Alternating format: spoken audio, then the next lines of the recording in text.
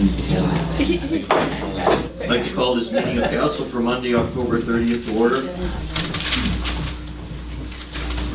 First item is the adoption of the agenda. Recommendation that council adopts the October 30th, 2017 regular meeting agenda as presented. May I have a mover, please? Councilor Thompson, seconder. Councilor Hammond. Councilor Butler.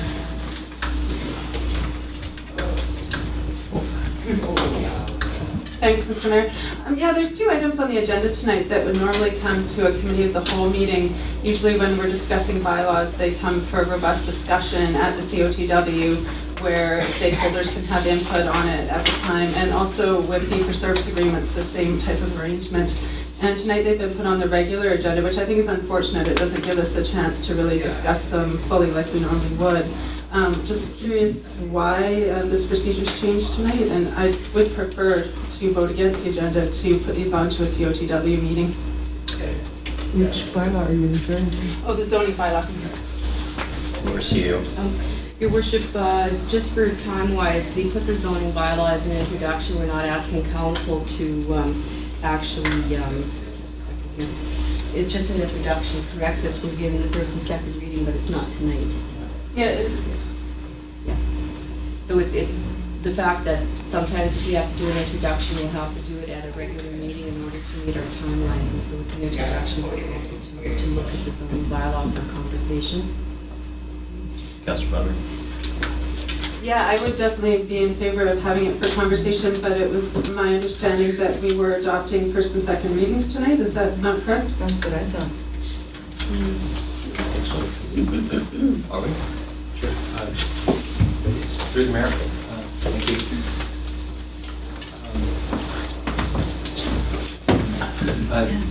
Thank you. So the first and second readings of the OCP amendment and zoning bylaw repeal and replace, these are topics that were brought up in the June committee of the whole and discussed at the July workshop, and a number of questions that were identified and clarified over the last few months are introduced in this bylaw. So we discussed whether or not it needed to come back to another committee of the whole or if it should come to council. The purpose of the timeline that is presented in the report, I think, can be discussed at that time. Does that sound good? Okay, so I'm going to call the question. All those in favor? Anyone opposed? So carried. And just momentarily interrupt. Councillor Ross has just contacted me. She wants to participate, so my apologies. Just going to call her. Let me do this again.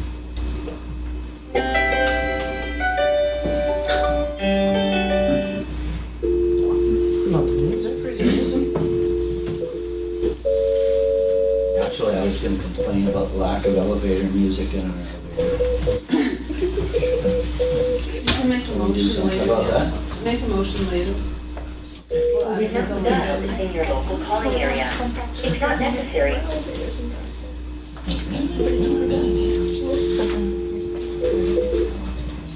We can put that in the budget. Or you can just say. Oh, gosh. I could do a tribute to Miss Patsy Cline, the greatest female singer of all time. My brother would support me.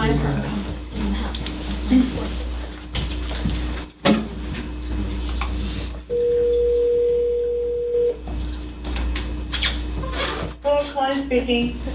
Councillor Ross, are you there? Okay, are you ready to participate? I will do my best. All right, welcome aboard. Thank you. We've just adopted the agenda, so we're moving on to item 3, which is adopting the minutes of the committee of the whole. So, welcome. Okay.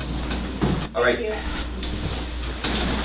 Subject matter: adopt the minutes of the committee of the whole. And the recommendation is council adopts the October 16, 2017 committee of the whole meeting minutes as presented. Mover, please. Councillor Thompson, Councillor Hammond. All those in favor? Anyone opposed? So carried. 3B, adopt the minutes of the public hearing. Recommendation is council adopts the October 16, 2017 public hearing meeting minutes as presented. May I have a mover, please? Councillor Butler, Councillor Thompson. All those in favor? Anyone opposed? So carried. Item 3C, adopt the minutes of the regular meeting, October 16th regular meeting minutes. The recommendation is council adopts the October 16, 2017 regular meeting minutes as presented. May I have a mover, please? Councillor Tripp, Councillor Hammett. All those in favor? Anyone opposed? So carried. Okay, moving on to item 4A, the Boundary Country Regional Chamber of Commerce. Subject matter, quarterly report and fee-for-service request for 2018. The recommendation is that council receives for information the quarterly report and a fee-for-service request for 2018 from the Boundary Country Regional Chamber of Commerce. Move, please. I have a second follow-up and further. I don't know if we should break these in half. I'll read it in any event. Yes. May I have a mover though on that motion? Councillor Thompson, Councillor Hammett. Welcome.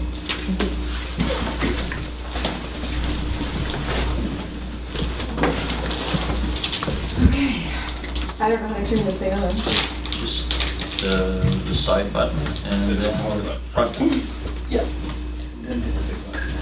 There you go. Do all these electronic amazing things, you know? So, Mayor Conrad and Council, it's, thank you for the opportunity to have us before Council tonight. It's very important to us.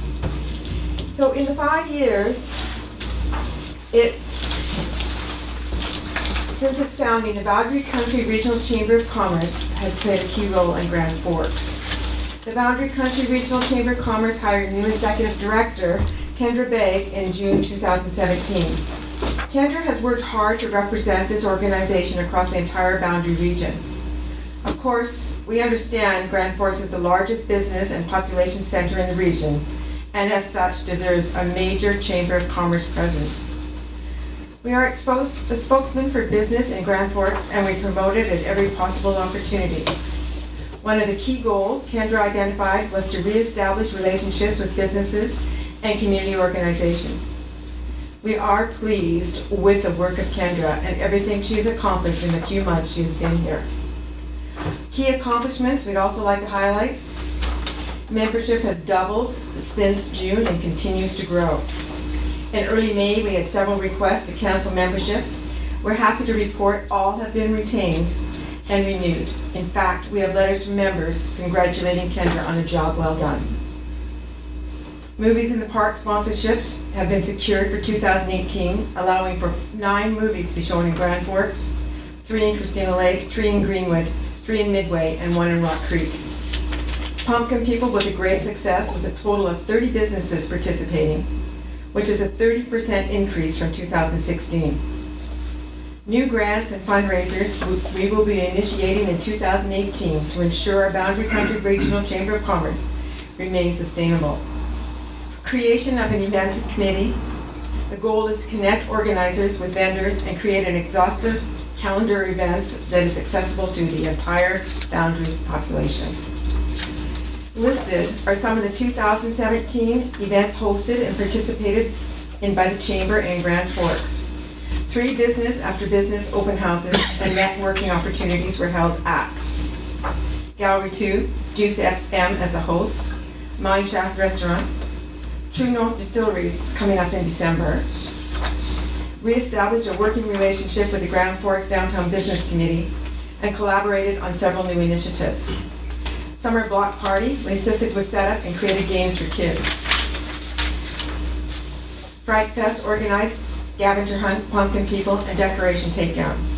Black Friday is coming up. Grand Forks Christmas light up is also coming up on the calendar. Music in the Park, Gyro Park Wednesday evening. Park in the Park car show, award sponsorship, movie in the park, booth at Block Party. Movie in the Park, 2 in Greenwood, 2 in Grand Forks, and 3 more scheduled. Community Futures Business and Community Awards Night sponsored 2 awards and had a table. e-blast promoting events, workshops, and programs. Total of $8,000 was invested in Grand Forks. So this year, we are requesting $15,000 from the City of Grand Forks. The support will make a difference and give us the momentum we need while we continue to implement our recently developed 216 to 218 strategic plan. We have a very ambitious schedule for 2018 to continue to promote this beautiful boundary country and support business sustainability.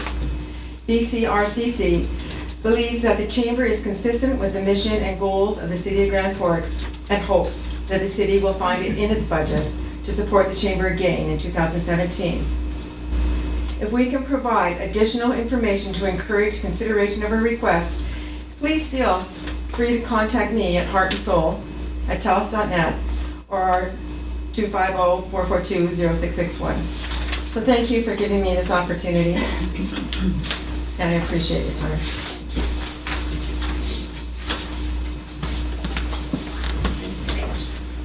Councilor Clark. Thanks, Mr. Mayor. Do you have a copy of the quarterly financial report? I did receive it in my package.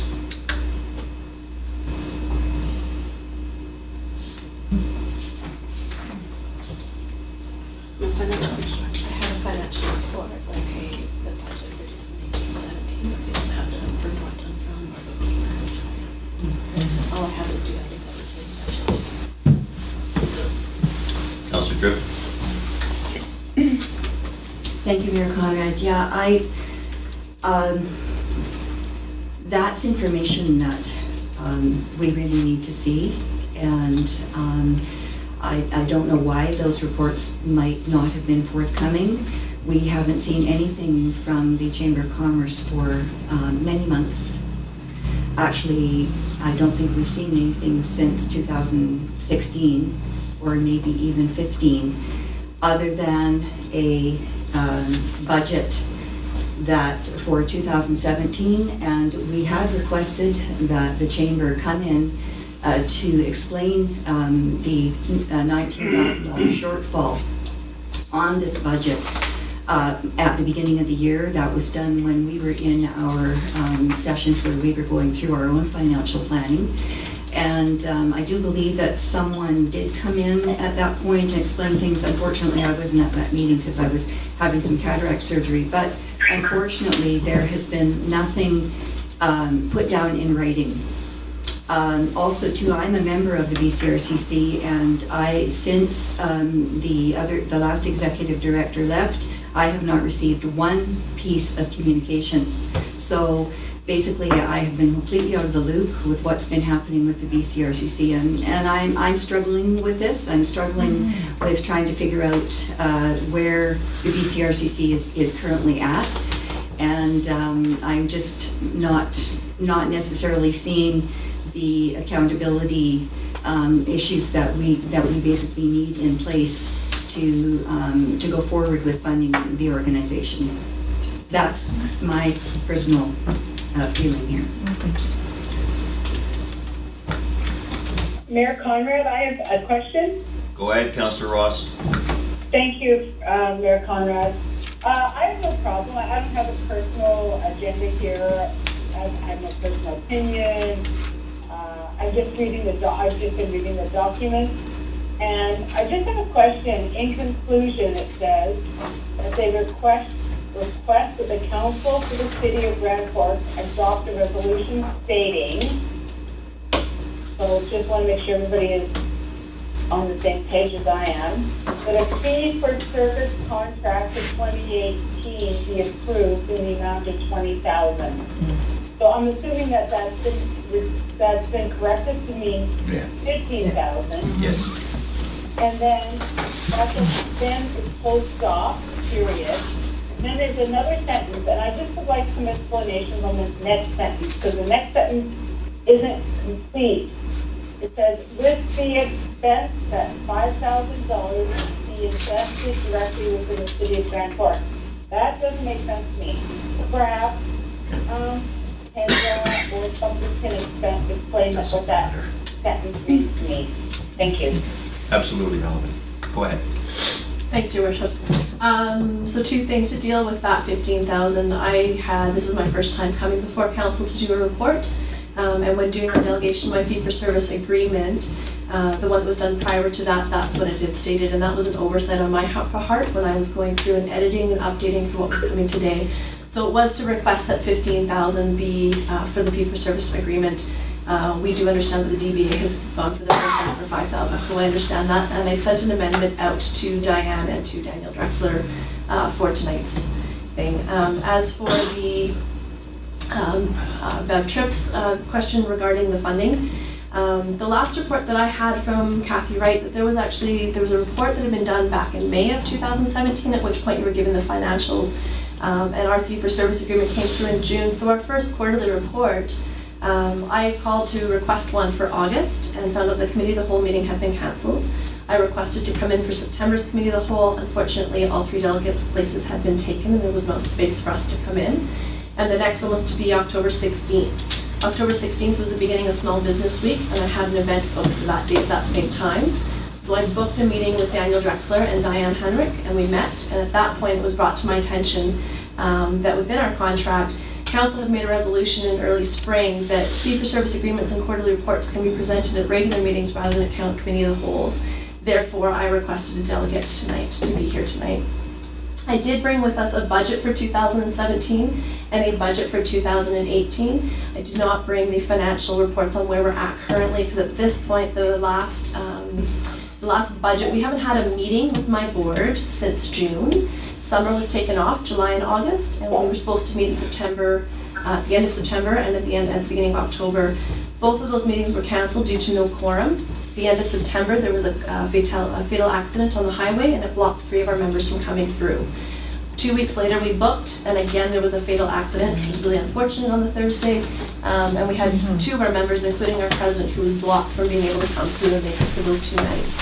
So while I have a budget and I had a quarterly report sort of started, it has not been approved by my board. So I was unsure whether I was to present that before it's been approved by the board or not. So at this point, I didn't bring it forth. Thank you. Councillor Hammett and Councillor Tripp.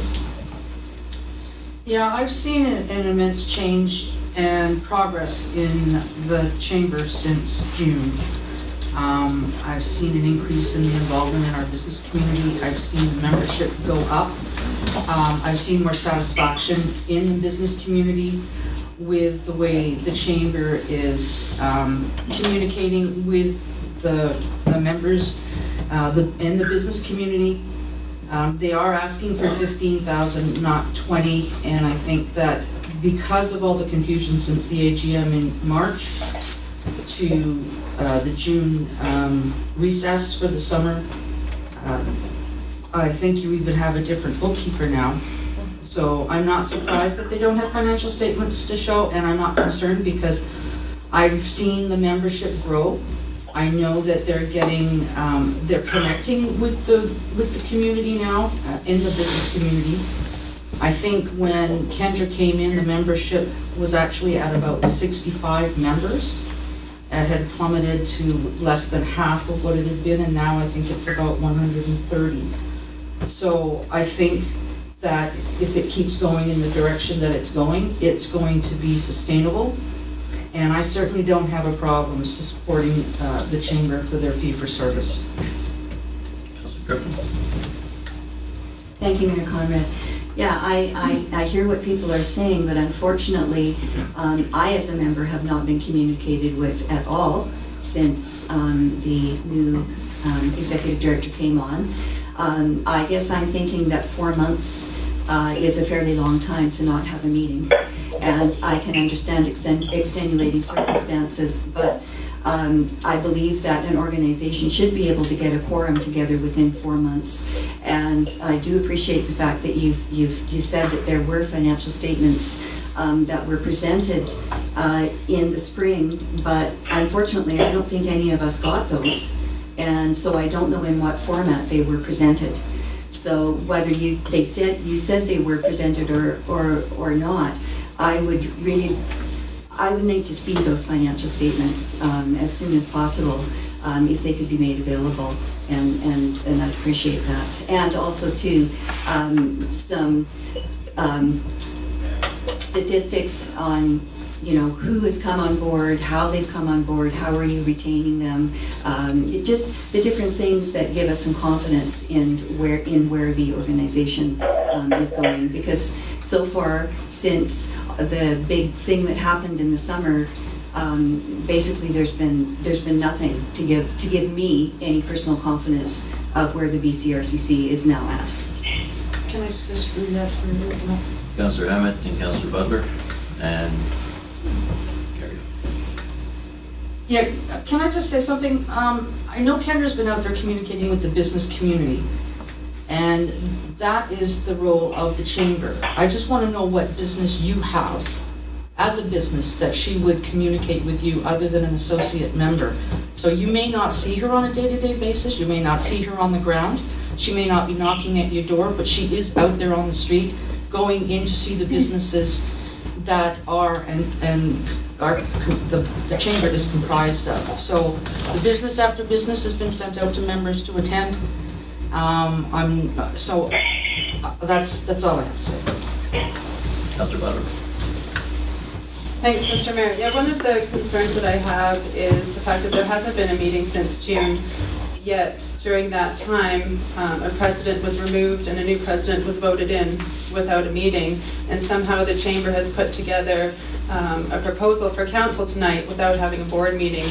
That is not in agreement with the Board of Trade Act, and the last time that the chamber was before council, we had great concerns with it not operating as per under the Board of Trade Act. And I'm seeing that happening again, and that has been written into the contract that they do abide by the Board of Trade Act and allow members to come out to their meetings. Now, I've received an email from a concerned member saying that they're not allowed to attend meetings. I know Councillor Tripp was able to attend as a member before, and now the membership is not being able to come out to the meetings. Even though there hasn't been one, they're not being allowed anymore. And this type of openness, I think, is something that's important for the chamber to participate in. I also need to see those financial reports. We need to make sure that the fee-for-service agreement is being followed. One of the requirements on the fee-for-service agreement is that they maintain a list of businesses within the city for the city purposes with a link to the city website. That's in our fee-for-service contract. I checked on the website, that's not being done. The Facebook presence is also required, that's not being done. I looked at the Facebook page, there's maybe 1 or 2 likes on Facebook posts, it's not being followed, so I don't think it's really being that effective. So at this point, the DBA is doing some wonderful work, the Downtown Business Association, they've really come on board. They're functioning well, and I think our money could be maybe better invested in an organization that's meeting regularly and doesn't have trouble getting a quorum and following the procedures of the Board of Trade Act. Just to quickly respond to the two councillors, we're not here to slam the BCRC. We're not here to slam them. We are basically here to listen to their quarterly report and their fee-for-service request. I think we're getting a little off track on this discussion, so I'm going to be calling the questions if any more of this debate carries on. Councillor Thompson, go ahead. And then Councillor Crowe. Who's on?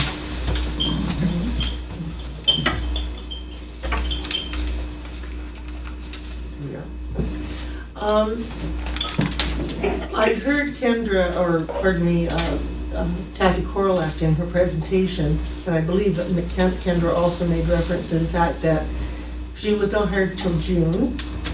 They don't meet in July and August. They had issues trying to get a quorum together to have a meeting, but with the unfortunate instances of fatal accidents, they were unable to achieve that. I don't believe that the Chamber of Commerce, although they are probably registered with the Board of Trade, they have their own bylaws under the BC Chamber, and correct me if I'm wrong, and so their bylaws, Constitution and bylaws, do not have to operate under the Board of Trade Act. And so also I think having read their Constitution and bylaws previously, they have criteria for membership, and I'm not sure that all members who have paid perhaps meet some of that criteria. and I don't know if they're going to be refunded or allowed to remain as a member. I don't have an issue. I think that the Chamber of Commerce serves our community, our business community, extremely well. I know that they're working very closely with the Downtown Business Association. I was invited to a meeting, I think it was only because they needed a judge for the Halloween costume that I attended. And I know that they are working very, very well together. And so I have no issue with supporting funding to them in the amount of $15,000. With their bookkeeper having changed and no report being available, they are only at this point in time requesting. It'll be referred to our budget process. And I think once that their books are brought up to date, that will be provided to council. And one last question: who in the business community has concerns to Councillor Butler? Michael. Councillor Butler. Thanks, Mr. Mayor. Just to respond to Councillor Thompson's concerns, Council passed a motion to add this to the service agreement at our last meeting when we discussed the Chamber. It says that they shall comply and operate within the rules and regulations as defined in their governing legislation of the Board of Trade Act. So that is why I'm requesting that, because Councillor Thompson, you were adamant about that when we passed this motion to add this to their service agreement. To the Board of Trade Act? Yeah. Did we do that? No.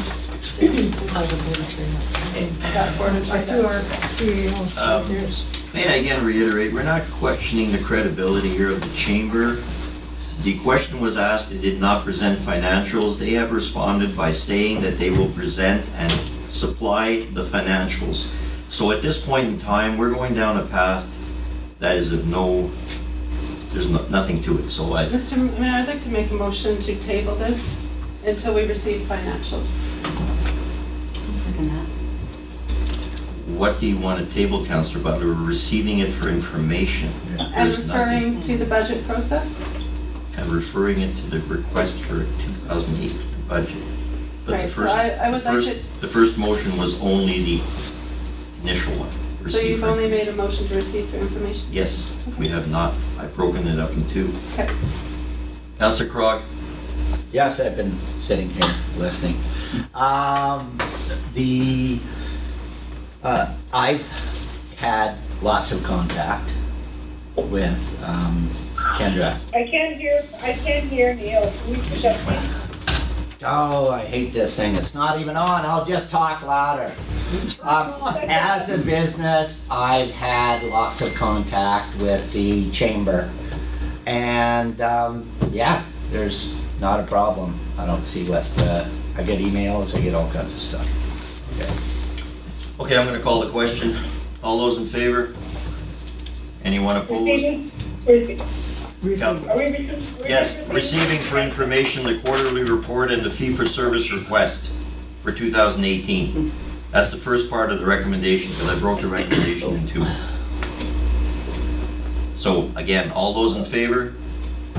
Anyone opposed? Councillor Butler and Councillor Tripp are opposed. Councillor Ross, are you in favor? I'll speak out if I'm opposed. Thank you. Okay, thank you. Motion is carried. Councillor Krog? Yeah, the second part, which is referring The it fee for service to request. the 2018 budget. There's no reason why we would table it. It's going to the 2018 budget, and I fully expect to have financials by the time we talk about it. So may I have a mover then? So, Councillor Thompson, Councillor Hammett. Councillor Butler. Thanks, Mr. Mayor.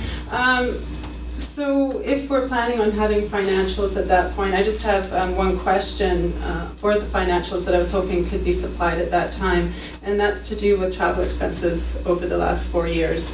There's been quite a substantial investment in travel expenses. 2014 and 15 together totaled about $30,000 in travel expenses, and I don't know how you can total that much in travel expenses in the boundary regions. So if that point could be clarified, I'd appreciate it.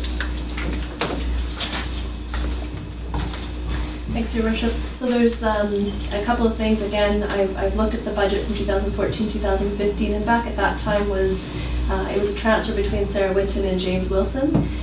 The Chamber of Commerce had a much bigger presence at the BC Chamber of Commerce, AGMs and meetings, which is necessary for a chamber to stay networked within what's happening in this area, to know how to better promote and use tourism. And a lot of those meetings at that time were not being held anywhere in the interior. They were often in Vancouver, sometimes they were up in Prince George. The Canadian Chamber of Commerce generally has been meeting in the East Coast, especially during those years. So I know that while I believe Sarah Winton attended one, and if I look back to be correct, I think James Wilson attended one as well. There were AGMs, as well as they had some, like an all candidates forum, sort of. They were looking for new board members from chambers. So there was substantial costs in sending out both a couple of board members as well as the executive director to some of those events. For 2017, according to our budget so far, our travel expenses have been local within the Boundary Chamber, and they've been on track of about, right now we're sitting at $4,654 for this year in travel, and that's based on 47 cents per kilometer as per our standard with the Chamber. And I don't expect this year to increase, as I did not attend the AGM this year. There was a few reasons for that. One, just the timing of me coming on, looking at our budget and trying to be a little bit more strategic on how we handle. I think that I have lots of notes from previous EDs going in. And so at this point, I think that we were taking this year off. Next year, I do expect that we'll be attending some AGMs. Our budget has increased substantially to be able to account for that. The AGM is in Vancouver. Thank you for that. Councillor Hammett. I just want to add too that in 2015-16, the Chamber Executive was working out of an office in Midway and not in Grand Forks. They have, since April, they've had an office located here in the downtown core. So they're better able to represent the actual Grand Forks community. Okay, I'm going to call the question. All in favor to refer the fee for service? Anyone opposed? Councillor Butler and Councillor Tripp are opposed. Councillor Ross is in favor? Yeah. Yes, she stated that if she opposed, she will speak up. Is that correct, Councillor Ross? I'll speak up if I oppose. Thank you. Okay, moving on to, there's no unfinished business, so moving on to the reports, questions, and inquiries. Recommendation is all written reports that council submitted to the October 30th, 2017 regular meeting minutes be received. May I have a mover, please? Councillor Tripp, Councillor Crog. All those in favor? Anyone opposed? So carried. My apologies. Thank you very much. Well presented. Thank you. Councillor Tripp? Yeah, may I just make a comment on the report? Go ahead. Brief. We don't read all. Thank you, Mayor Conway. Yeah, I just wanted to thank Councillor Butler for her report. I happened to be away for the last 2 weeks back east visiting family, and she has just done a fabulous job of explaining the events that she went to, and I just really appreciate the fact that you went to the trouble to be so detailed, and I felt like I was right there, especially in the fire. Thank you. Okay. Moving on to the next item, which is... Pardon me? Nothing. Moving on to item 7, which is a report from Council Representative to Regional District of Kootenay Boundary, which would be myself. The recommendation is that Mayor Conrad's report on the activities of the Regional District Kootenay Boundary given verbally at this meeting be received. May I have a mover, please? Councillor Thompson, seconder. Councillor Butler. The report is... It was the board meeting on the 26th. Some of the highlights were from Trish Nanell, the Senior Energy Specialist Community Energy Association, and it was regarding the FCM PCP program, which is the Partners for Climate Protection Association. Partners for Climate Protection, my apologies.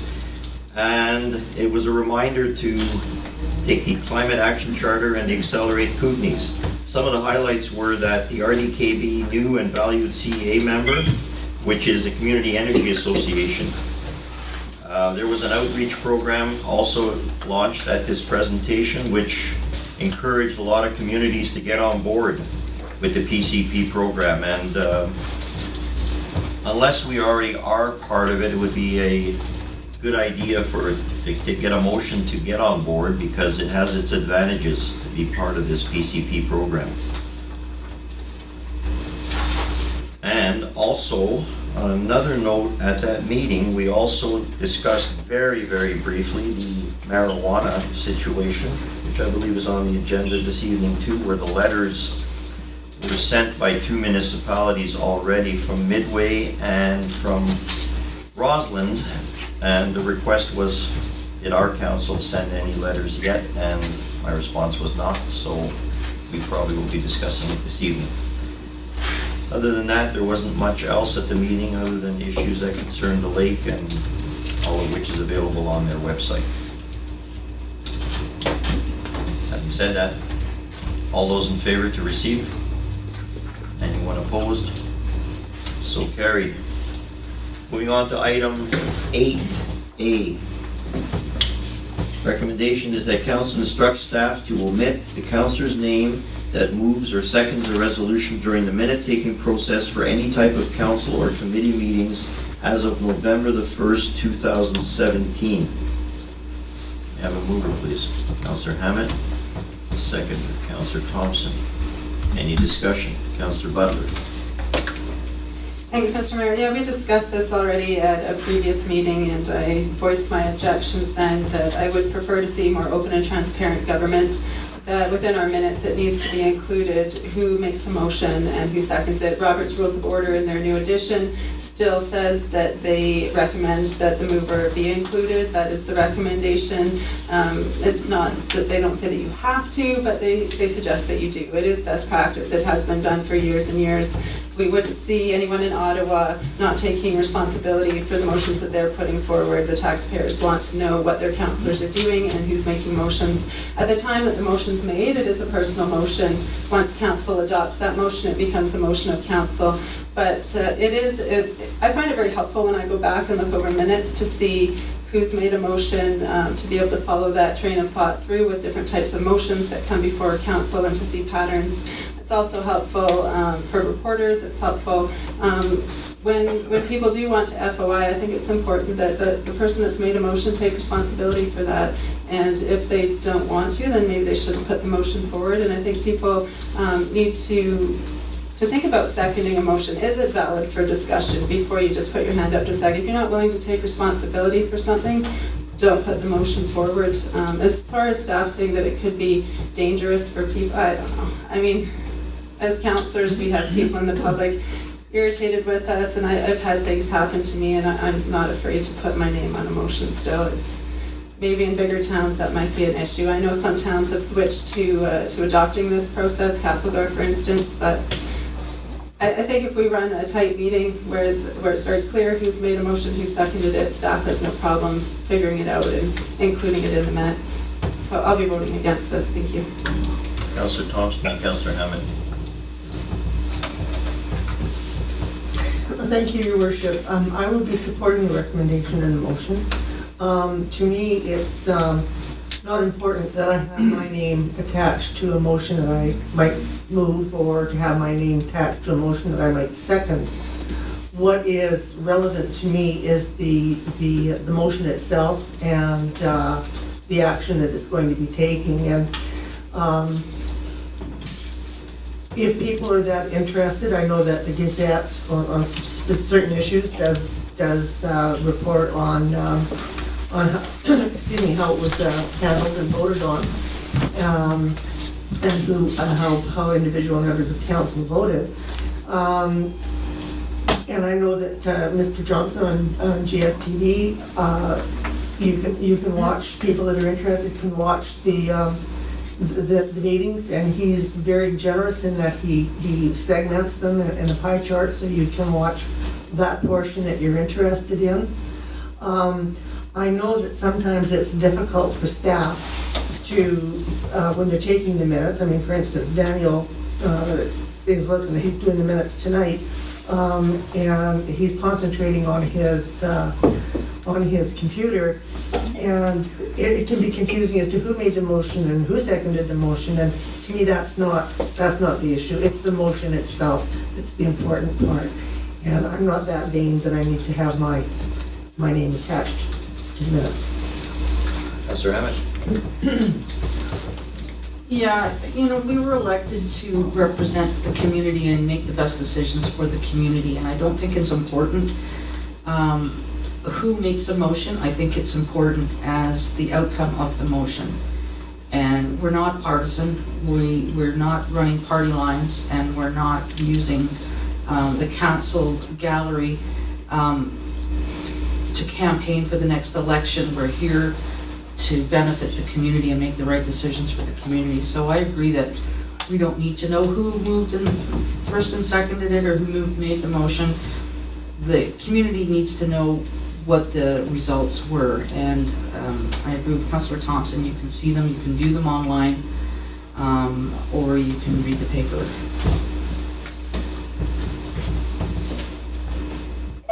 I have something to say about this. Go ahead, Councillor Ross. Thank you, Mayor Conrad. I've never been on an executive, and I've been on a few where we don't have in the minutes who moved a motion or who seconded it. It's always, and I've been on several boards and executives, where it always states who moved a motion and who seconded it, who was the person who seconded it. And that person, whoever seconds it, normally is the first person who can speak to it and close down the debate. It's just a matter of protocol.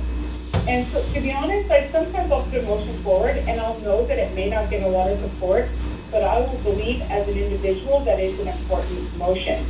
The beauty of municipal governance at a local level is it is nonpartisan. We run as individuals. We run as people who have a clear vision of who we are in our community and in this world. And people vote for us based on our values. And our values are reflected in the motions that we bring forward. And for me personally, I'm never ashamed of the motions I bring forward, and whether I second them or support them, I think it should be out there for everybody to see. Anonymity to me is a little cowardice. And I always err on the side of courage. And for that reason, I won't be supporting this. I will put I want my name up there for better or worse, for good or bad, whether people support me or not. I really don't care. It's all about values. And that's how we get elected in municipal politics. It's not about partisan politics. It's about who we are as individuals. So I won't be supporting this. And really, in terms of taking this, it's only a matter of saying, for the chair to say, moved by Councillor Ross, seconded by Councillor Thompson.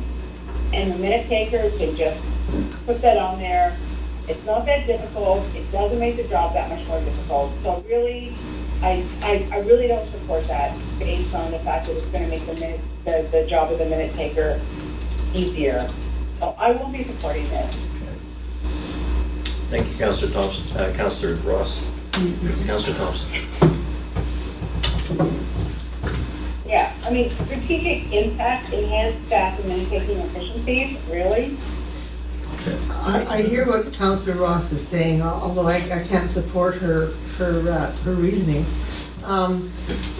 When I'm finding very often with this council that council's position on a resolution is indicated if they have their vote against recorded.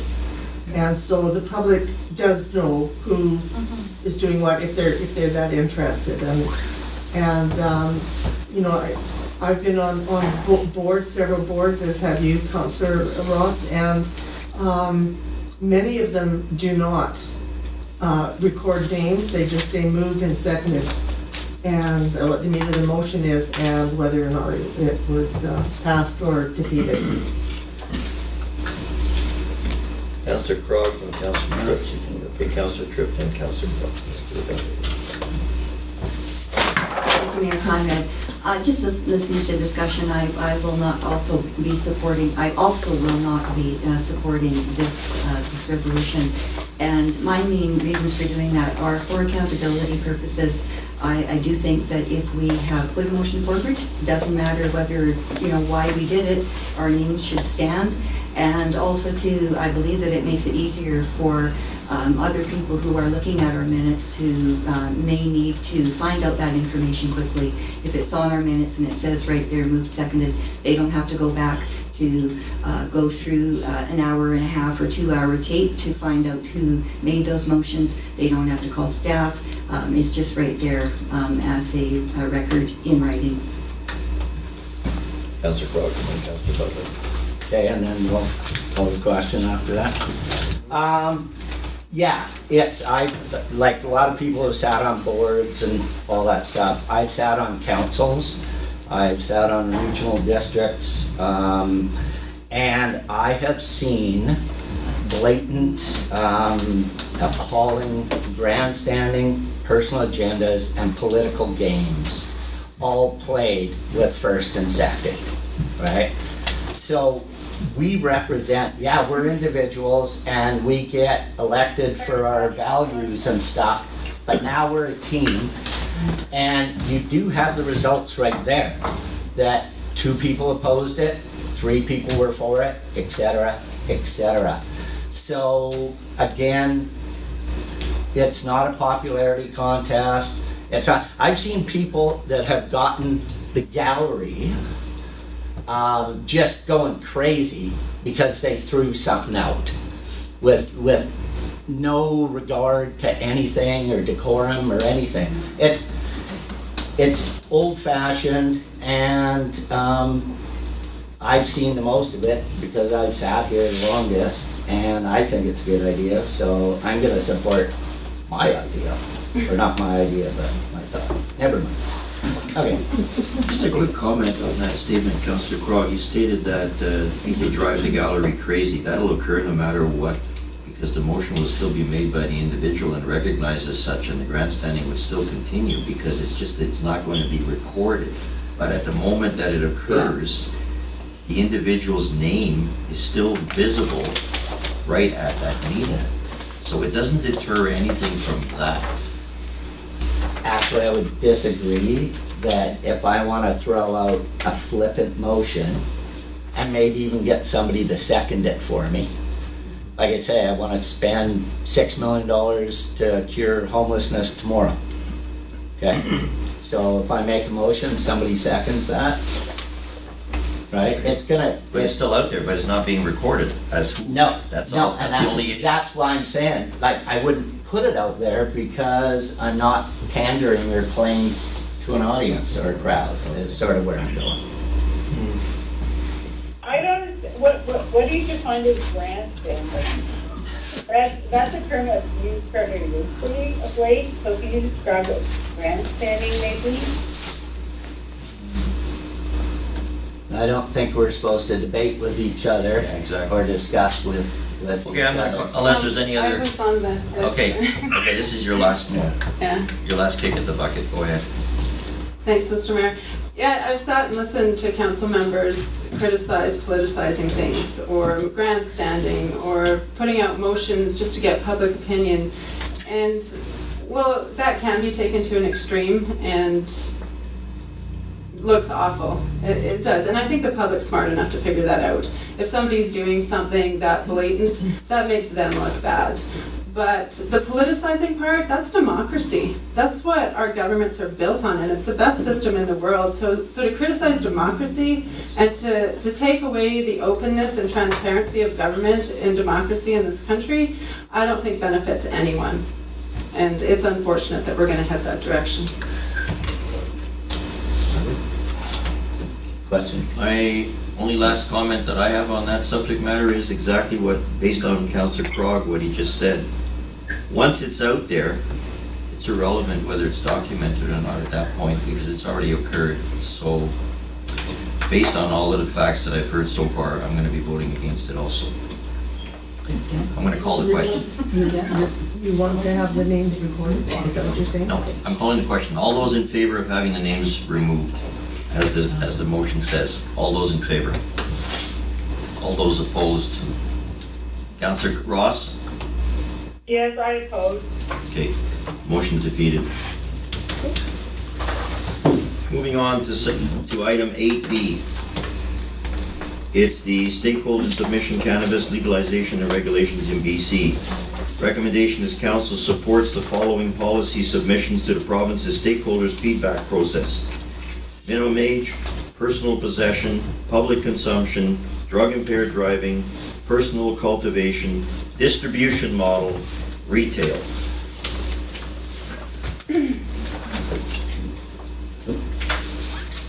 Mover, please. Councillor Clark. What are you moving? I don't know. The council supports the following policy. Your name's gonna be recorded, so you might want to. Yeah, that's fine. We're supposed to I'm fill in the blanks. It's a fill in the blanks thing. That, okay. We can't discuss it until it's No. voted. Yeah, Yeah, so I need a seconder. okay. Councillor Now, Hammett. Discussion. okay. This is where I was going, was just, let's just fill in the blanks. There's the recommendations, I've read all the background from the government, I've read it from the submissions from our own local, as well as the Roslyn one. And just to start it, it seems that most people agree the minimum age should be 19. Personal possession, they say, is 30 grams. Metric system sucks, so I still haven't quite figured out if that's this much or this much. Public consumption, no.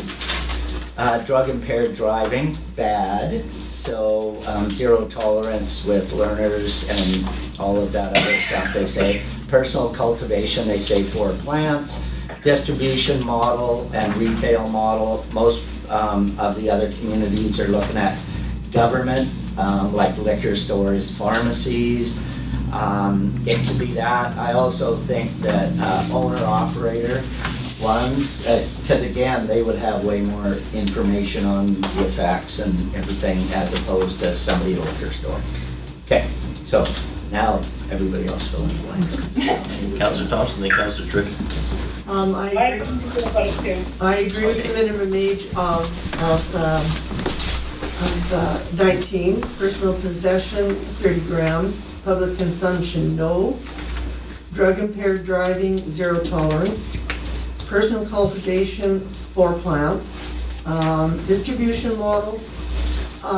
There has been, in reading particularly the one from Roslyn, is the recreational marijuana be through a government license, like the liquor store, and that medical cannabis should be allowed to be done through retail, through a licensed dispensary, and that the product that they are selling and the edibles that they're selling be tested for content. Yeah. Councillor Tripp, then Councillor Hammett, and then Councillor Butler. Oh, Councillor Ross, you wanted to speak too, right? Yep. Okay, so. Thank you. Okay. Yeah, thank you, Mayor Conrad. Yeah, I had sent out an email with suggesting that maybe staff try and collate this information, but I appreciate that council members are busy and perhaps didn't have a chance to provide this information for staff to do anything with. I personally am not in favor of the minimum age at 19. Many studies have proven that the THC does have an effect on brain development up until the age 25. And, you know, I believe that we as, you know, elected officials need to be setting some safeguards, especially for our young people. So I would go with the minimum age of 21 and that personal possession.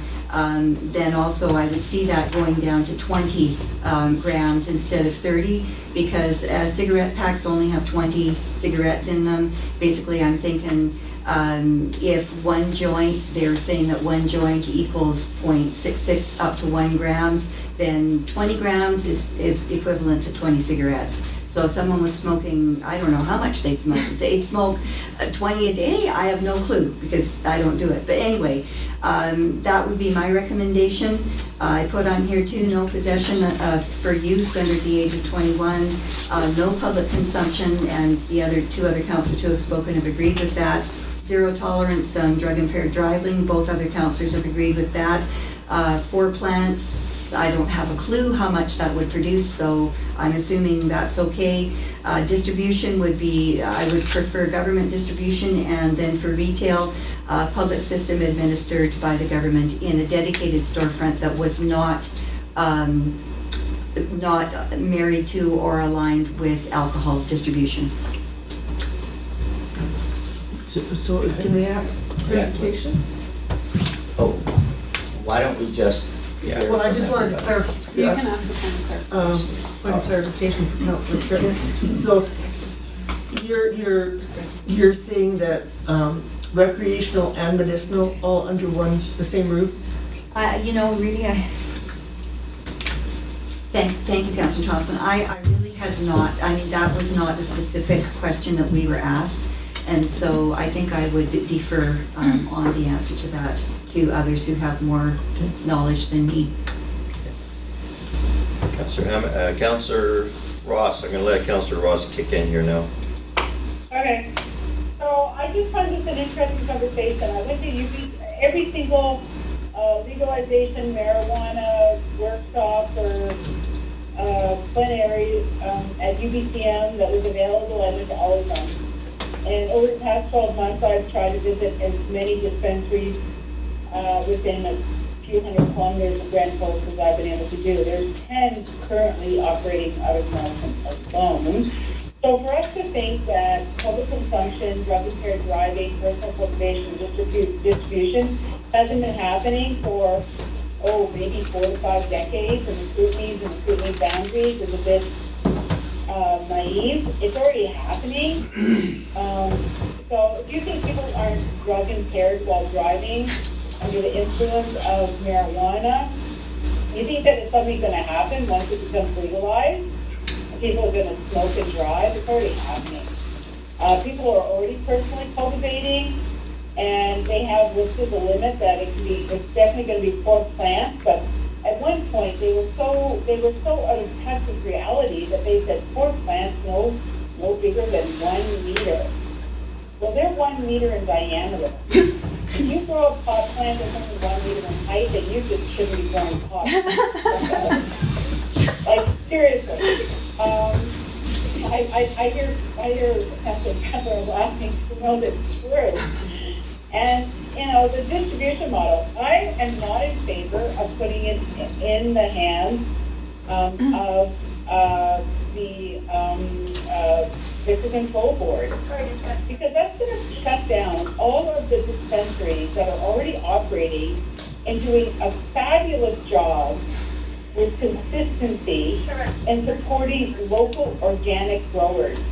If we just have an industrial model that supports the LPs, which are the licensed producers, that are mostly growing hydroponically using non-organic hydroponic methods with chemicals, then we are cutting out and making it a criminal offense to grow organic marijuana. And it's been growing for 40 or 50 years in BC. That's why there's something called BC Bud, which is the reason why it's famous. I'm really reticent in supporting an industrial model of the potting marijuana industry when we already have a huge historic foundation of growing local, organic, consistent, dependable marijuana that is used in Grand Forks and across many jurisdictions throughout BC and beyond, that is supporting people with MS and cystic fibrosis and epilepsy and cancer and chronic pain and So I think that we need to be really careful as council in Grand Forks before we start making these major decisions. I support local dispensaries, the craft organic industry that's already been in existence for decades. But that comes first. If we're going to regulate and legalize this in BC, give them 2 years out of the gate before we start allowing it to be sold in liquor stores or other venues. So I'll know about craft, organic, local dispensaries that already exist. Thank you, Councillor Ross. Councillor Hammett? Oh, to our CAO. Your worship, council just needs to be aware that this is more or less a questionnaire that they're asking for feedback. Yeah. And so I guess the means to the end on this is that we're looking for either some answers that council can agree that we're going to be putting in a letter, somewhat the same as what we have from Midway and Roslyn. If there is something that the council can't agree on, that we would just maybe not say whether they agree or disagree, but I think we need to stay on point as far as answering the questionnaire. Certain segments of the Well, if questions. you can't agree, then don't answer the questionnaire. Well, we can answer the questionnaire, Councillor Ross, just omit the sections that we can't agree on. But I mean, the questions are quite specific. I mean, they're related to minimum age, personal possession, public consumption, drug-impaired driving, personal cultivation, and distribution model.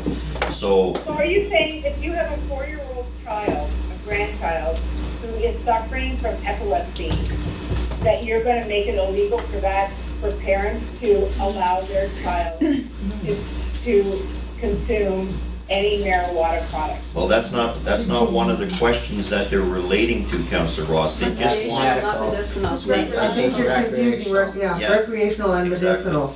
exactly. This is quite specific to the points of questions because it's only they want some kind of input from the municipalities to see where it's going so that the province can act and then of course act in conjunction with the feds.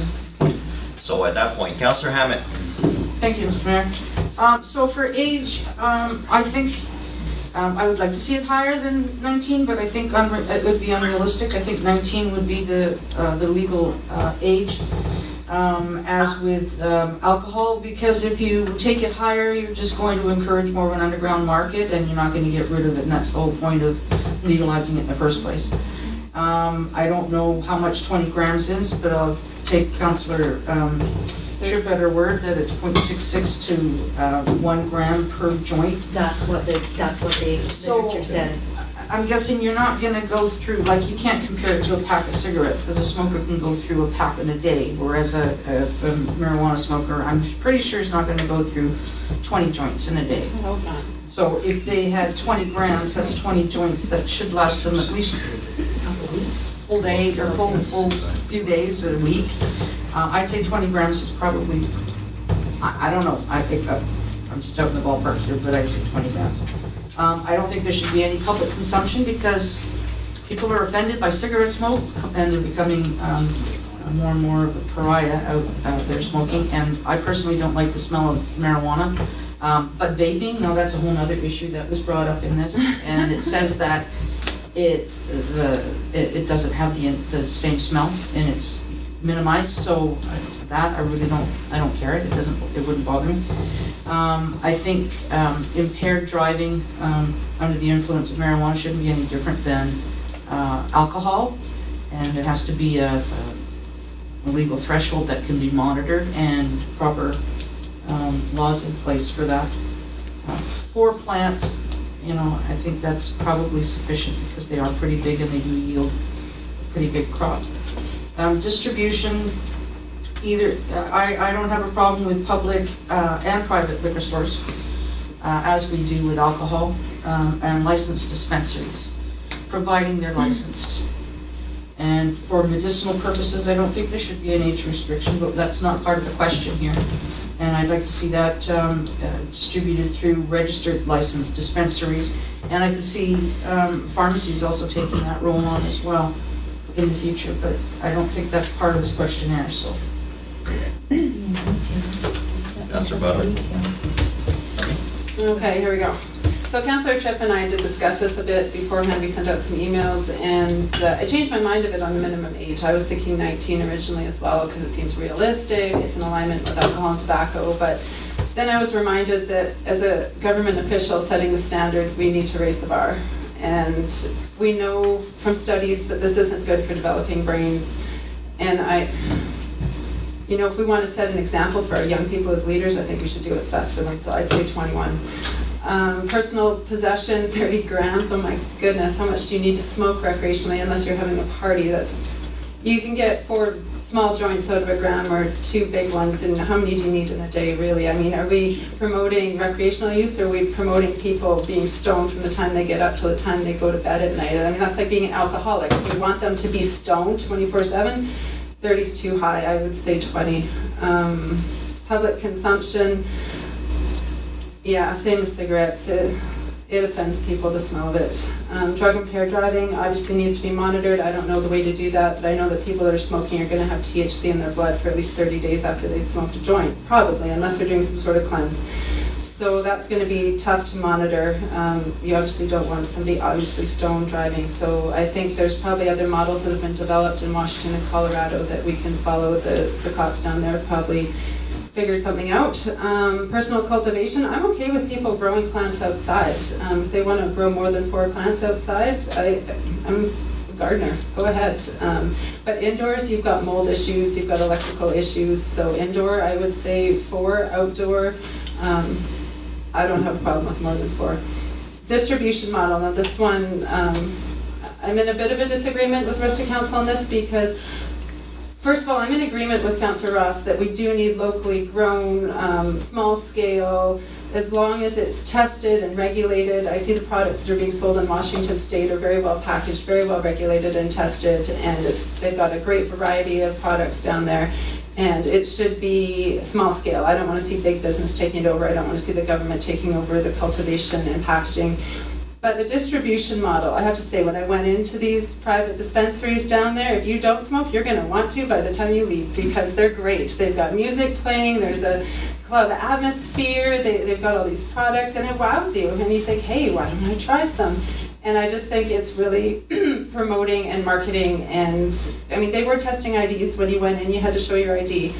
But I don't like the marketing of a drug culture. We've got a problem with that already in town. It's only getting worse, and I don't want to see the drug culture marketed as being cool. And that's what I see with the local dispensaries. I would like to see the government regulate the dispensary. It doesn't have to be in a liquor store. There could be a separate store for it. It might cost more to set up, or a separate part of a liquor store or pharmacy, but I would like to see it marketed without the glamour. I think that's really important. Councillor Crowder. Okay, so in conclusion, we can't agree on minimum age or personal possession, but we don't like public consumption and drug impaired driving, and we're not sure about the personal cultivation or distribution model or retail, so we can answer 2 of them, but which is fine, I'll go for that. But the only kicker question I have is, how many grams in a dime bag? Well, one. Remember, I'm And how old. many in a half quarter ounce? Yeah, Yes. 30 grams. nickel bags in a dime bag. I don't know, what is it? Like 30 this? grams converts to 1.058218886 ounces. Say it. Okay. But that, Oh, that cleared it but right 30 up. grams does not refer to consumption, it refers No. to possession. And- So anybody that's Yeah. going to smoke 30 grams in one shot isn't going to live very long. Keep in mind, keep in mind that if this is possession, not consumption actually.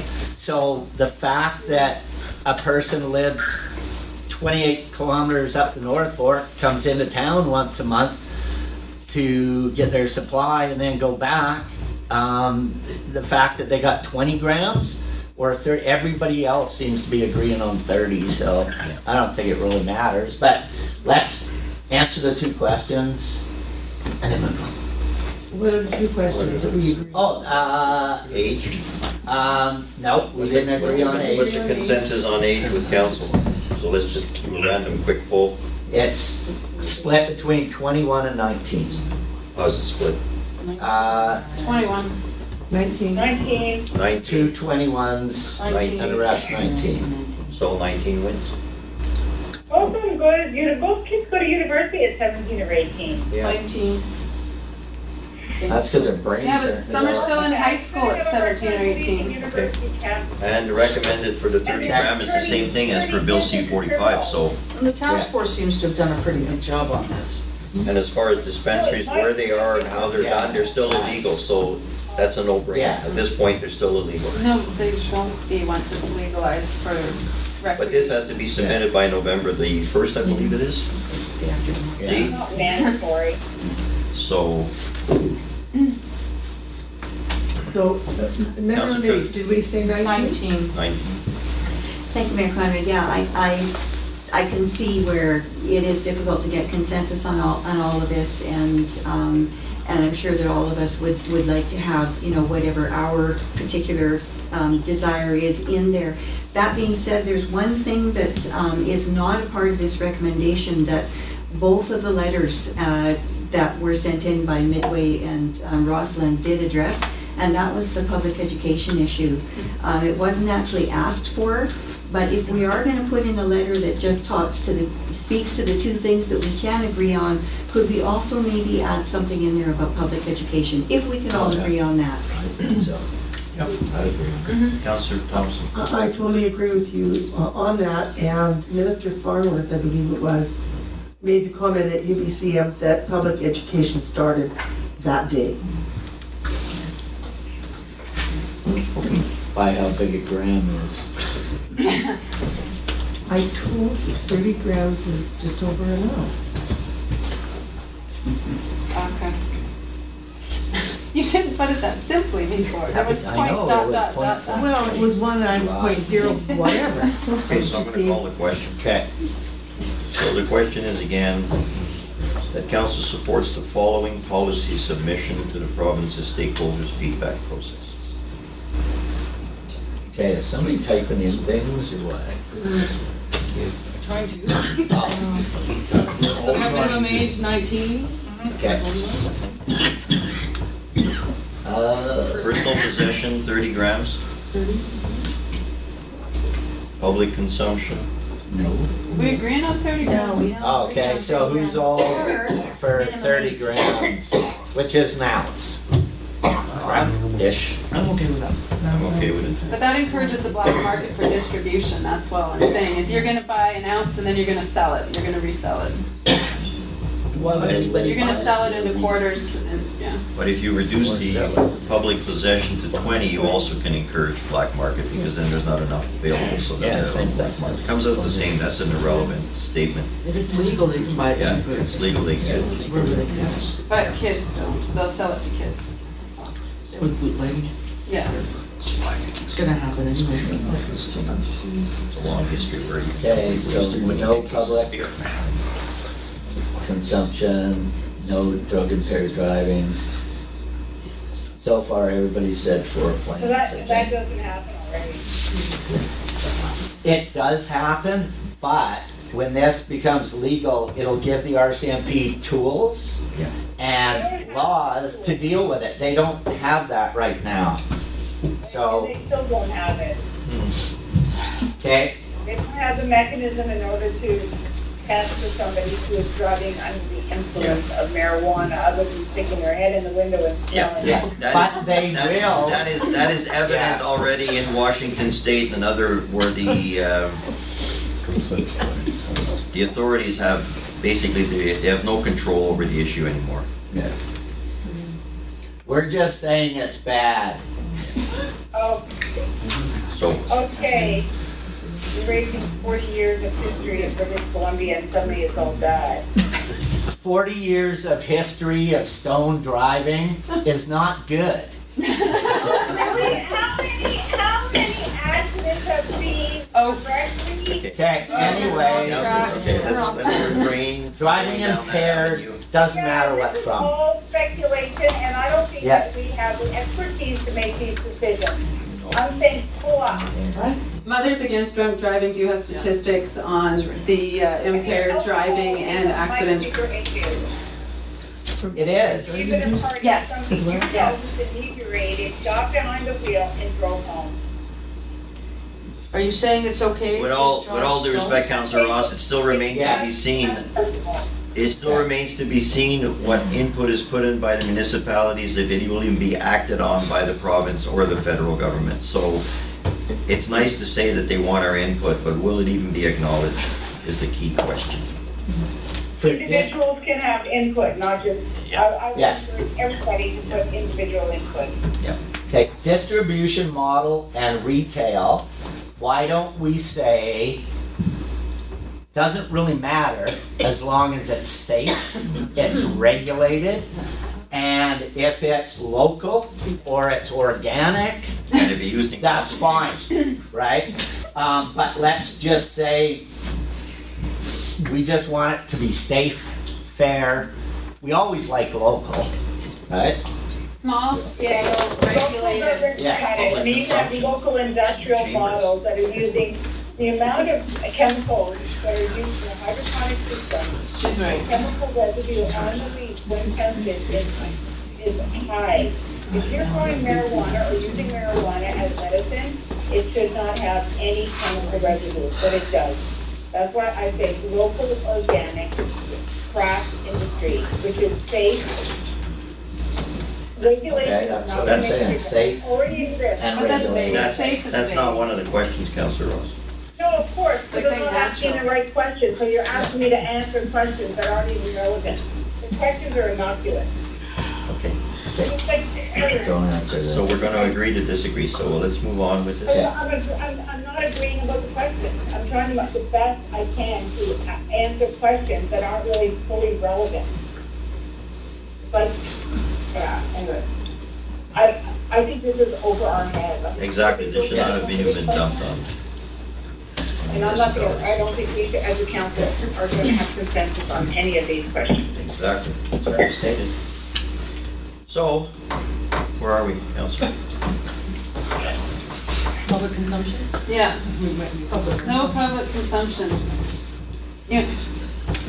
You know, Mr. Mayor, this could be actually a big statement, because for a council that has a hard time agreeing on things, if we agree on no public consumption, then that's a solid ask. I agree with public consumption, it should be the same as cigarettes. I think there's no cars on the main street. Just like they're not supposed to smoke cigarettes in a public place. That's right. That's a given. We can say anywhere you want. So you use an example as one of our major festivals, there's public consumption. Wine, computers. How do you explain that then?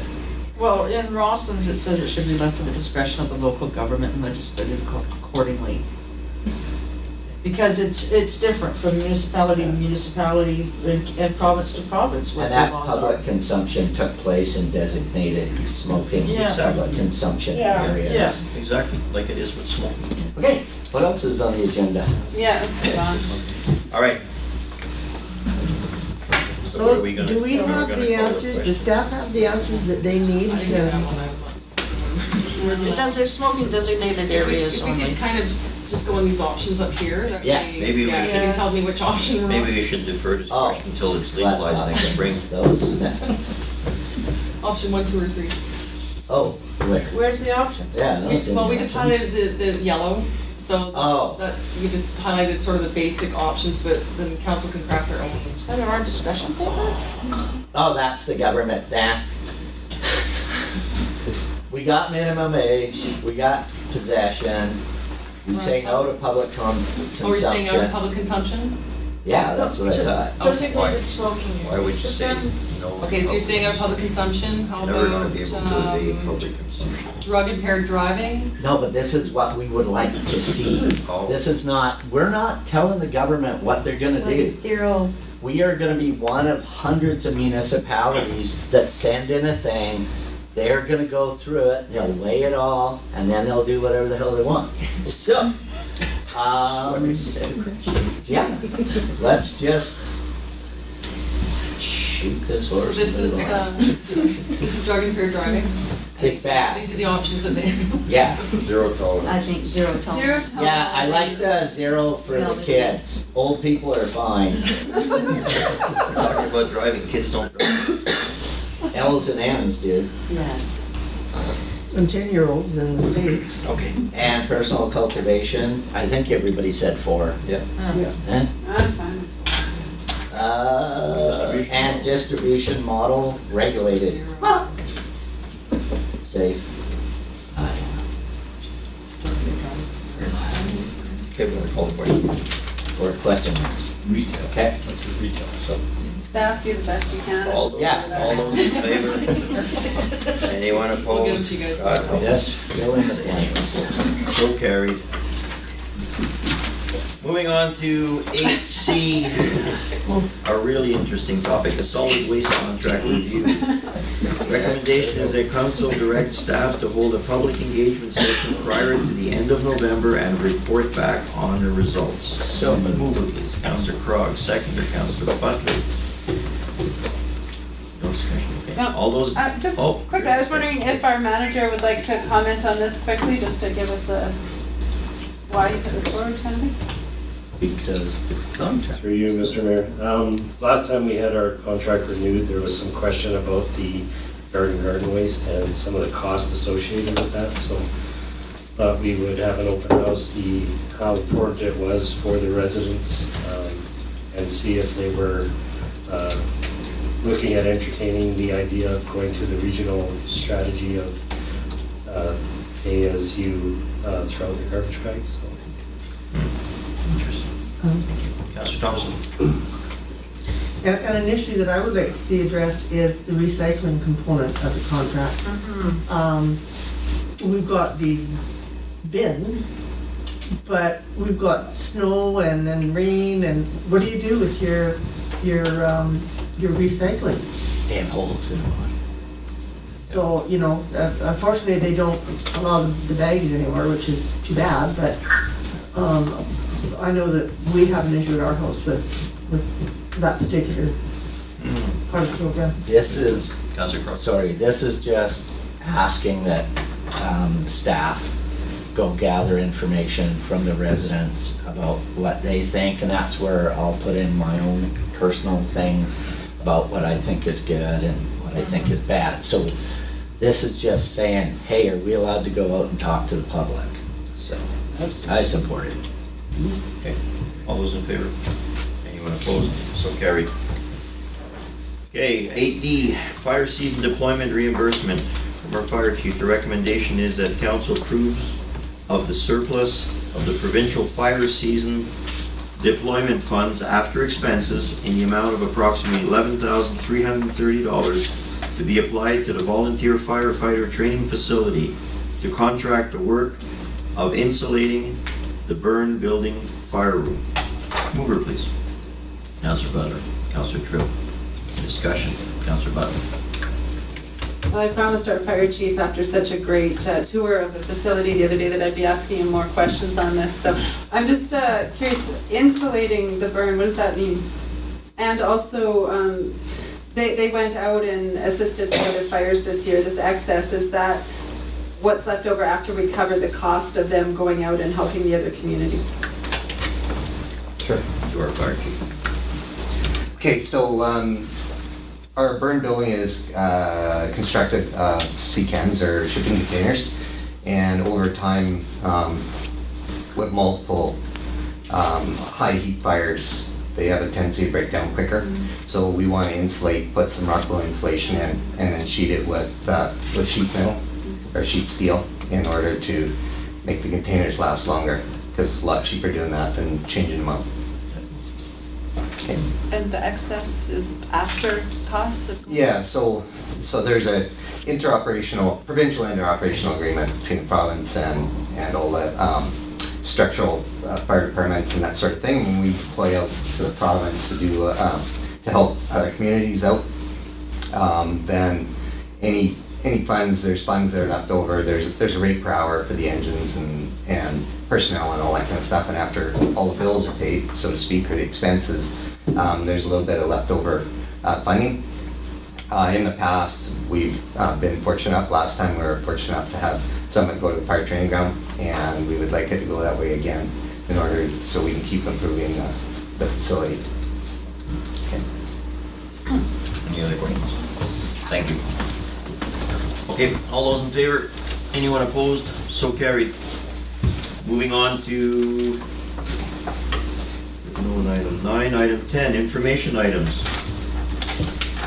Memo, Quarter 3, 2017 financials from our Chief Financial Officer. The recommendation is council receives for information a memorandum from the Chief Financial Officer regarding the Quarter 3, 2017 financial reports. Mover, please. Councillor Thompson, Councillor Butler. Councillor Butler. Yeah, I just want to thank our CFO for bringing this forward, and just the usual questions when there's big differences in projected and actual. So under revenues, under other revenues, we have a big increase in other recoveries, and then other proceeds, we were expecting 55,000 and we got 0. So just curious what those are about. To our CFO. Thank you, Mr. Mayor. In the to the first point, the other recoveries is actually the recoveries for the EOC expenses for the flooding that we had here in the spring. And the other proceeds that we have budgeted is actually 37,500 is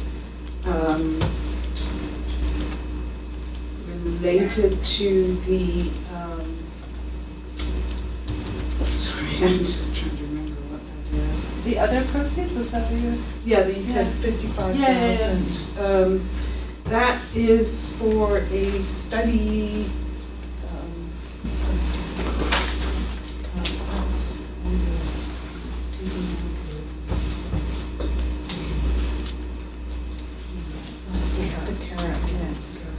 I'm not sure what that study is. What are you looking at? This is 55,000. It's under general. So yeah, page 65. 65 general fund revenues. Sorry about that. Yes, that was funding that was to come from the CARE funding for the alternative energy study. And then there's included in there is another $12,000 from the library fund that was going to fund capital, the HO. And then there's an amount in there from previous years, actually, EOC recoveries for the training grounds that we would be expending on the training grounds. So that they haven't been recognized yet because the expenditures haven't been made. Just a follow-up question. It's about. So just a follow-up to that, I see that under expenses, we had 115,000 for emergency response. So is those proceeds to cover that emergency response? And I imagine, was that for flooding emergency response? Thank you, Mr. Mayor. Yes, that was for flooding. There's also been some the expense for the fire that fire chief was just referring to. Those deployments, but the revenue hasn't come in during this period. Okay, all those in favor? Anyone opposed? So carried. Moving on down to 10B, the Downtown Business Association. Subject matter is request for an updated action plan from the city based on the joint meetings of November the 11th and December 14th of 2016. A staff report's also attached, so the recommendation is that council receives for information the request of the Downtown Business Association regarding an updated action plan from the city along with the staff report. Mover, please. Councillor Butler, Councillor Hammond. All those in favor? Discussion? Discussion, go ahead. Thanks, Mr. Mayor. So the DBA has made some suggestions to council over the past year, and I appreciate them being persistent, because I believe we had made a motion at one point to send it back to staff to then come forward in singular motions to us, because there was a whole bunch of different things, and it was kind of like the cannabis issue. It was a whole bunch of things to discuss all at once, so we decided to separate it up, but it's never actually, I don't remember seeing them come back individually, so I appreciate them following up on this.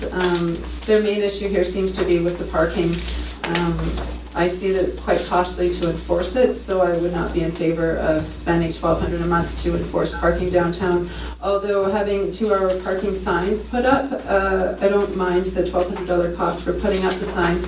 I understand it's mainly an issue of a few people parking on the street down there that work in the businesses that are taking up parking spots all day. So I don't think this is something that needs to be addressed by bylaw. Apparently our bylaw officer did discuss the issue with one business owner, and after a discussion they've now parked somewhere else. So I don't think we need to spend the full amount on the parking, but they did have a bunch of other recommendations, and I really think we need to address them, maybe not here tonight, but soon, especially with the speed limit coming down 2nd Street between the bridge and the traffic light. It's an issue that needs to be addressed. They were also asking, I think, for paintings for no cycling on the sidewalks. I'd be in favor of that. Issues in the back alleys, that's definitely something that we need to take care of at some point. I know when we were in Vancouver, there was an alley down there that had been painted all pink right by our hotel, and it was lit up, and it had a basketball court, and everything was pink, the floor, the walls, and apparently it discourages drug dealing and vagrants from hanging out back there, and it seemed to really make the place look pleasant, and perhaps it works. So I think this is something that council needs to address, and we've discussed it with the DBA. I think individually now we need to address these issues for them.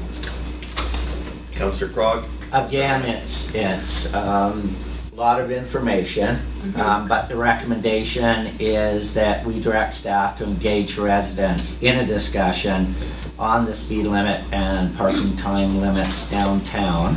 So that's what I'm looking at. The only thing I would like to see added to that would be other traffic calming things such as 4-way stops.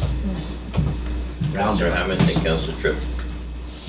Thank you, Mr. Mayor. So as far as the enforcement of parking bylaw, it was made very clear initially when the DBA met with council at their roundtable that they didn't want to have a bylaw officer who was going to be enforcing it on a daily basis. It was going to be by complaint driven only. Signs, of course, would need to be erected to show that it was a 2-hour parking. And then upon complaint, perhaps then our bylaw enforcement officer could go and speak to that business. If it persists, then they could have a fine. But at the moment, there is no parking bylaw that's enforceable, and this is what the DBA has been asking for, is something that has some teeth to it, so that if it does come to that a fine should be issued, that it is possible. The problem for parking definitely has not stopped. It is growing exponentially daily. There's such a limited amount of parking downtown, and people that do have their own parking places at businesses are finding that they can't get in and park there because the other business owners are taking over their spots. We have parking down at Suki Park, the Fireman's Park. Nobody wants to park there because of the safety issues. The back alleys where there is parking, especially now when we're coming into winter months where it's getting dark, people are afraid to send their staff out there, and the Downtown Business Association did ask for security lighting in the alleyways. I don't want to see them painted pink, but I would like to see safety lighting and more visibility back there. I drive through the alley every night on my way home just to check, and sometimes there's a lineup in one of the alleys waiting at one of the back doors for their dealer to sell them their drugs. It's quite concerning. I work in the downtown core. In the downtown core every day. I see what's going on. It's extremely frustrating for businesses, and we're looking at it for a safety issue, safety for the business owners and staff, and safety for the customers and the community that come down and frequent the downtown core. So parking, the speed limits of 30 kilometers is a no-brainer. This is a safety issue. And the Downtown Business Association doesn't necessarily want to see this go out to a referendum or for community input, because this is the downtown businesses that are requesting this, for safety for everybody. They're also wanting to know where the Wayfarer signage was, because it was a line item that was agreed upon last year. It was passed by council, and I was expecting to see this up in May, in the spring season. And so I guess they just want to have an answer on what the status of those signs are, and hopefully they'll be in place before the next tourism season starts. So I think what they're wanting is another roundtable discussion where they can get updated information, because it's been a while since they've had one. And I know that there has been some requests that have been sent in, but I think that's the priority, is to sit down at the table with council and share their concerns about what's going on downtown and see how they can work together to accomplish some of these things. Your Worship, on this topic, if council would take note, there is another piece of a resolution that isn't in the outline, but it is in the report, where staff is asking council to be directed to engage. There is going to be a community engagement meeting on the 8th, which the intent would be is to be discussing the speed limit and the parking time limits downtown. Albeit that we do have downtown businesses there, but it's still a community street that people are driving on, so there needs to be a public input of sorts that is going to talk about speed limits down there. And so it's looking at different options and everything, and I think that to allow the members of the public to be able to talk to staff about different options and what they feel is important, what safe speed limit guidelines are, is part of what this engagement process is going to be. Can I just respond to that? And I still think it's a good idea to have another roundtable discussion with DBA, because so that they feel that we are engaged in this. And yeah, but if I could just respond to that, regarding getting community input on the speed limit downtown. The majority of the community doesn't live downtown in the core. This is a safety issue, and I think to get an opinion from somebody who might live 4 kilometers out of town, who likes to speed at 60 going down 2nd, and say, no, I don't want to see it go to 30, you know, you get enough of the naysayers come out, and there goes the safety factor. I think you really need to listen to what the businesses are asking, and because they're there every day, their staff are there every day, and their customers are walking across the street, and know that they're not walking from one end of the block to the other to cross the street. They're going right across, and make it more pedestrian friendly. I just think that that would be the best way to go. Would have to be a fact-based discussion with DBA. Yeah. Councillor Tripp. Thank you, Mayor Conrad. Yeah, much of what I was had concerns about has been discussed just in the last couple of minutes. And I think, you know, in all fairness to the DBA, when they came with these asks, there were far more than just the 2 issues here, speed limits and parking. And we really should engage with them, and we owe it to them to move on and do something about the other things that they're concerned about. I know, you know, lighting and garbage and snow removal and all the things that have been mentioned, I think are very important for us to address.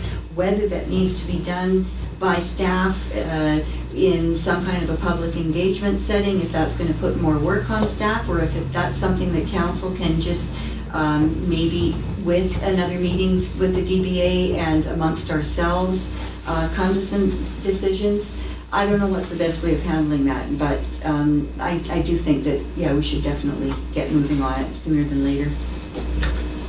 Roundtable discussions are always healthy. Councillor Thompson, and then I'm going to call a question. Yeah. It's just, again, it's a point of clarification. So our CAO referred to November the 8th as a, so is that the same one where we're going to be talking about waste management? Or is that a different one? We can have that one there too. It was for capital and the option for solid waste. Because I mean, is both topics, or I just want to be prepared. Thank you. Okay. I'm going to call a question. Point of clarification as well, I'm sorry. I'm just wondering, do we need to also consult the RCMP on the speed limit change? Do they need to be included in that? No. No. No, Your Worship, as far as speed limits go, the municipality, to a point, like you couldn't say that you could have 100 miles an hour and the police are going to say it's okay. But within reason, we have the ability to set a speed limit rate within reality for something and they If the action is an improvement rather than... Yes. And especially if there's safety involved and the different topics, and so I think that'll all come to light.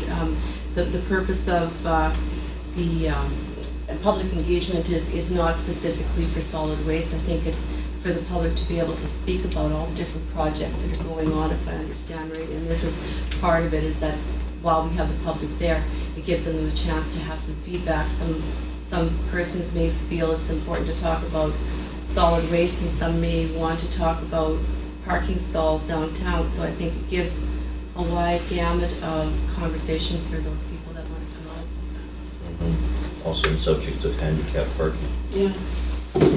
All right. Sorry, may I just ask a question? How would this be advertised, or has it been advertised?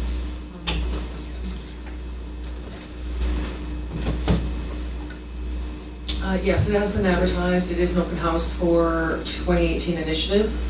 And also, we're going to be talking about, which is also our SCP zoning bylaw update. So it's kind of all the things moving forward.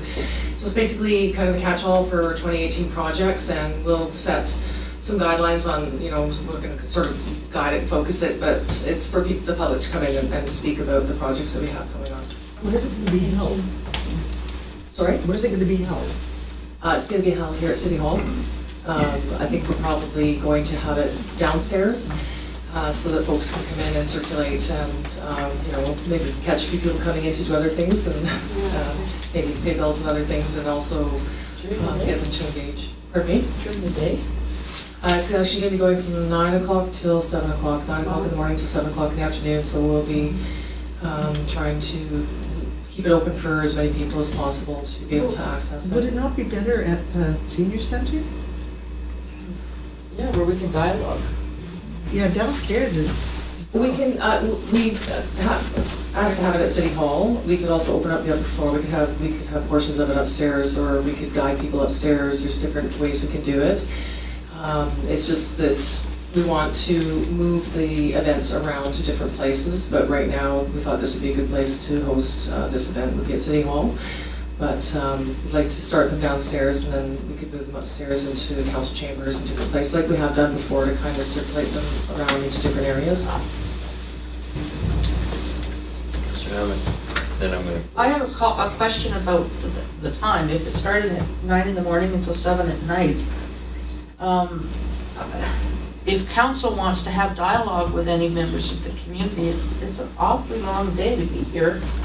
It's not like a 2-hour open house that we've conducted before, that we can talk about, listen to what people are concerned about or what they want to do, and get some feedback.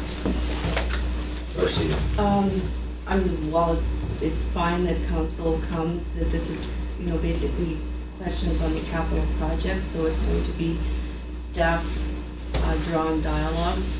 Council, of course, is welcome to be there, but I believe that the expectations are that it would be a lot of the information with regard to our projects and the facts.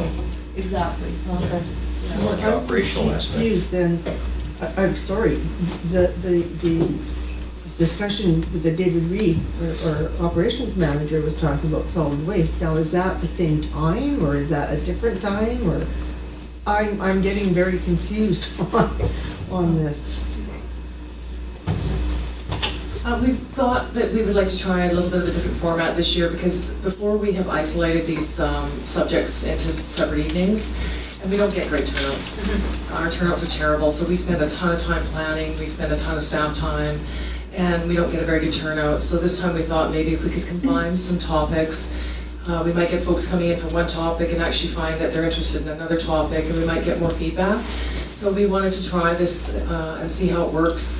And it's more for folks to come in and get information for the projects that we have going on next year, and also some feedback for specific topics. So it's kind of part of the capital plan, you know, setting out our capital plan, ideas for next year, plus some of the stuff that we have going on right now with the changes to the SCP and zoning bylaw. And like I said, we can open it up to other things, and that's why I wanted to leave it a little bit open, so that if council wanted to have the parking and the speed limit conversation, we could potentially bring it to that as well. So it's available if you guys want it, but we certainly don't have to do it. Kind of like a sale of Canadian Tire.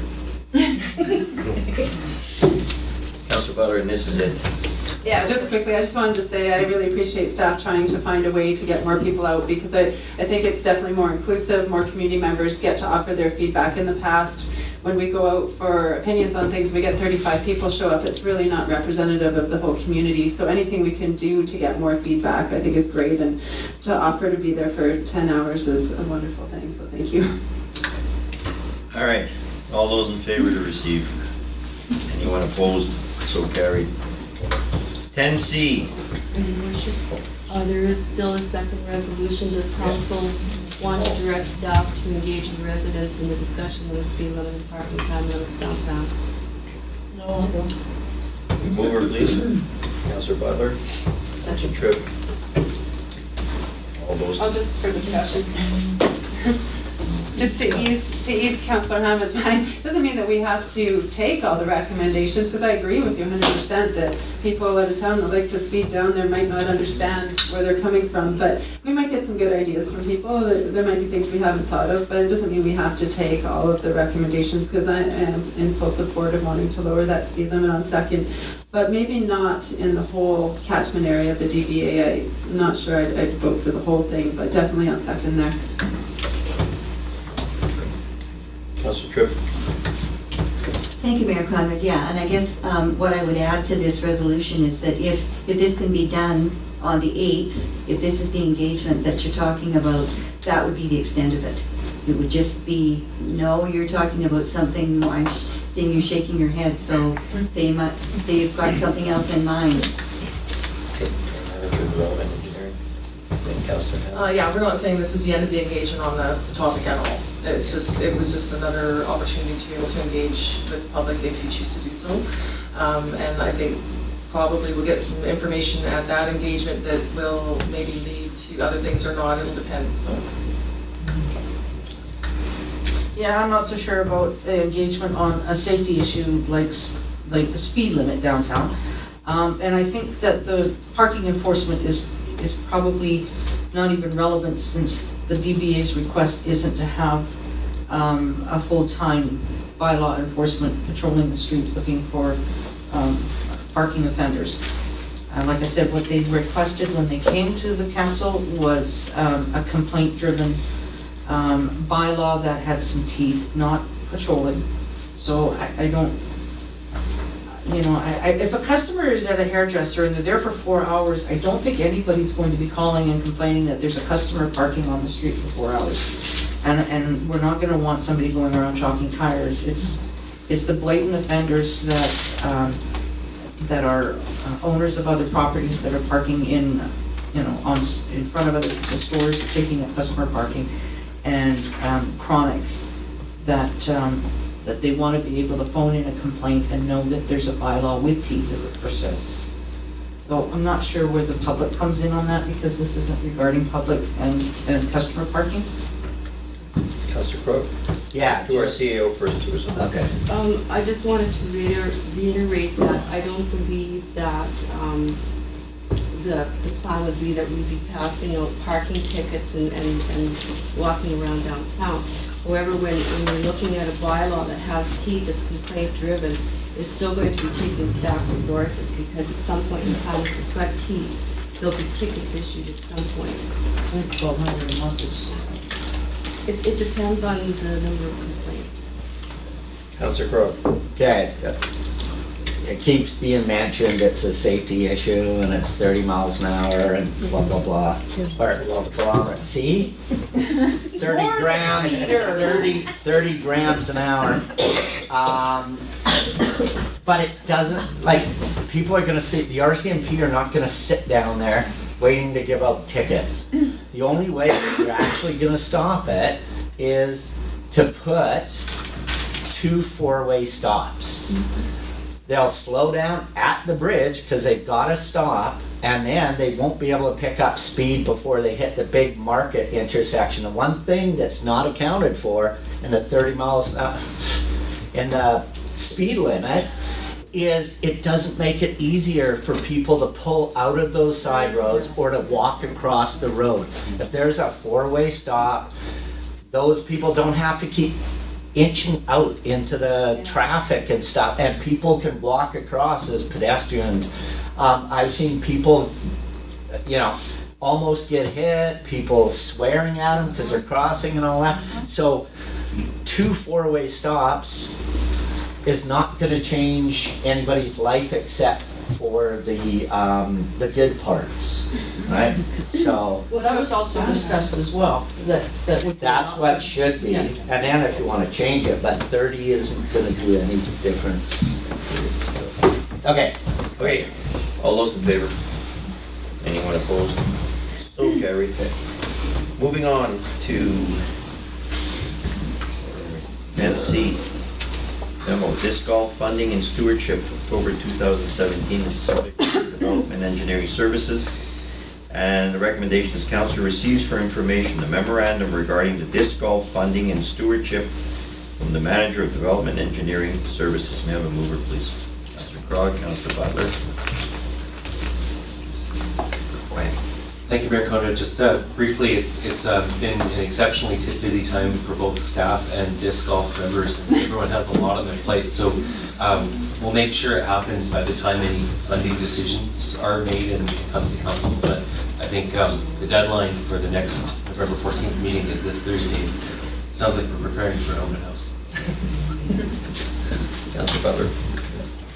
Yeah, I was just going to say I wasn't expecting staff to have anything ready for us because it came to the committee of the whole, and then the process is the committee of the whole recommends it to council to make the final decision. So I was expecting to just make a final decision on it tonight to direct staff to then go ahead and start this process. So I'm just wondering, do we need that final decision here tonight from council? Because we never got that before.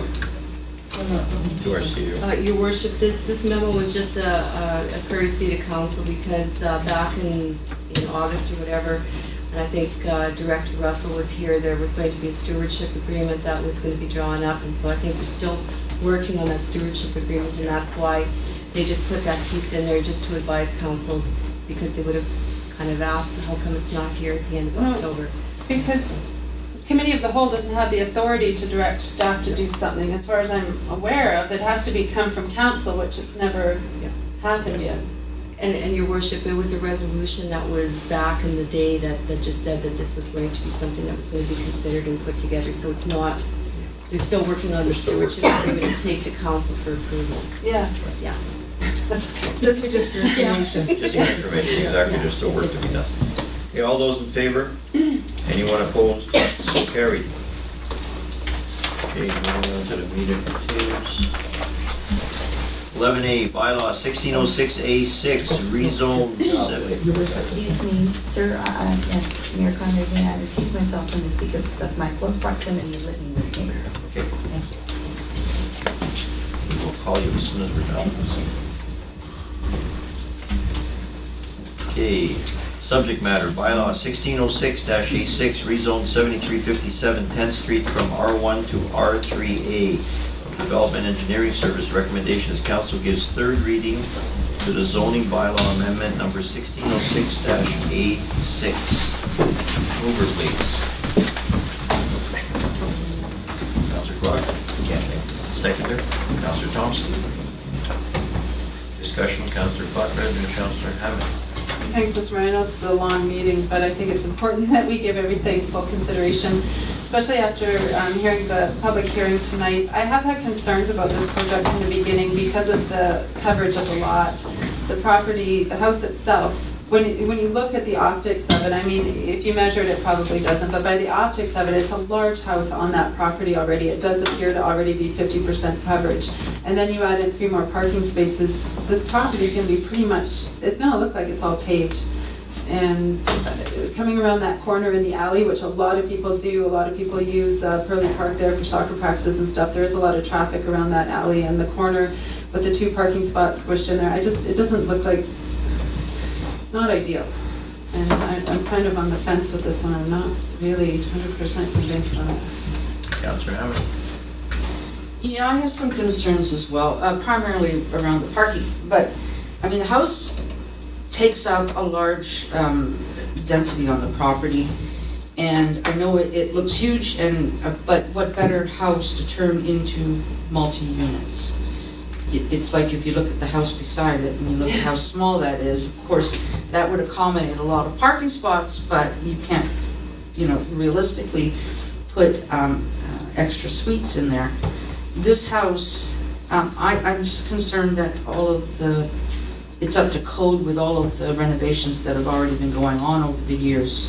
I've seen it go through some transition, and I don't know, if the parking is going to be actually on the property itself and not exposed or into the laneway or obstructing the laneway at all, then the house is a good enough size to allow for multiple units. And we do have an incredible housing shortage and rental unit shortage in Grand Forks now. If we don't allow people with large square footage to build suites, then how is it different than if we take the house next door on lot 41 and tell them that they can build a carriage home, right? It's 6 of one, half dozen of the other. My biggest concern is the parking, and I guess you can't do too much about the tenants that are, the noise factor in the neighborhood because of the density. If we're going to allow more density and we're looking for more density, that has to be taken into consideration. But as long as the parking isn't obstructing the roadway or the alleyway, I'm not sure that we can really do much about it. So let's get a response from our Development Engineering Services. I just Sorry. comment. Go ahead.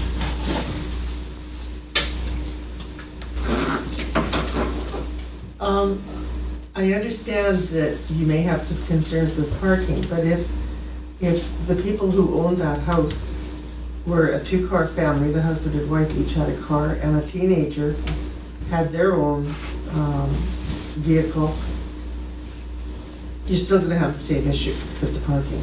So, from my perspective, I don't have a problem with the... But these are additional parking spots that you're seeing, right? No, there is currently, I believe, only 1 parking. And they're making 4. No, they're making 3. That's, Councillor, let's get a clarification from our... Go ahead. Thank you, Mr. Mayor. So just briefly, I know there have been questions about the status of the building bylaw. There's a couple of different, building permit. There's the initial construction of it's a modular home on a foundation, and then there's a building permit for the initial suite. And then the developer saw that you could actually put 2 micro suites in there instead, or 2 small suites instead, and that's the building permit that's currently waiting for this rezoning. So there's kind of a couple things on hold while our final decision is going about what way the property will go. So that's pending this. In terms of the parking and the lot coverage, so currently it's even including the 4 required parking spots for if there's 2 suites and an upstairs, 2 small suites and upstairs, that'd be 4 required total. So there's basically 1 spot that's currently used in the back. There's a site plan that the owners provided that shows there's room for 3 on the back and 1 on the front, and that's still leaving room for a corner where they've currently got stakes and wood up to prevent people from driving over there. I think I think we'll need to be looking at the turning radius option around that corner. It's like a few places in town where there's either T alleys or corner alleys, and I think we need to be working on some arrangements with landowners, maybe operationally, and look at some options there. But within the context of infill and intensification, land use designation in the sustainable community plan. This is entirely consistent with the direction that the community gave and council gave to see dwelling units in the core area. So I think anytime a community starts to see a little bit more density, it can feel like a growing pain. But at the end of the day, this also enables for the various tax increases and walkability increases and other components. Vehicles aren't the final solution for the community. So are we following through on all the conformities that we have, or are we improvising? No, this is sorry. So the improvisation. So not improvisation, but there's a recommendation in here that we follow. We're consistent in our own zoning bylaws. So currently, our suites only require 1 parking space per suite, and but the suite in the parking regulations, as stated, it provides 1, but then overall the parking says 2 per dwelling unit, but it doesn't define size. So a 400 square foot, suite with 2 parking units wouldn't be accepted. And here in this case, if they're 2 400 square feet, what the zoning bylaw change is proposing that they would have 1 each, which is the same as for suites. So basically, it's consistent in the zoning bylaw that for a small dwelling, you would only have 1 parking space required. How would you enforce it though if you have someone living in that suite and they have 2 vehicles? There's actually no enforcement on it. And across the street, there's a rental house with 5 or 6 cars that routinely park out in the boulevard. So there's no enforcement on that. All right. Okay. Unless there's any more discussion, I'm going to call the question. Those in favor? Are we voting to approve this? Third reading. Third reading of the bylaw. Unless you want to defer it for more information.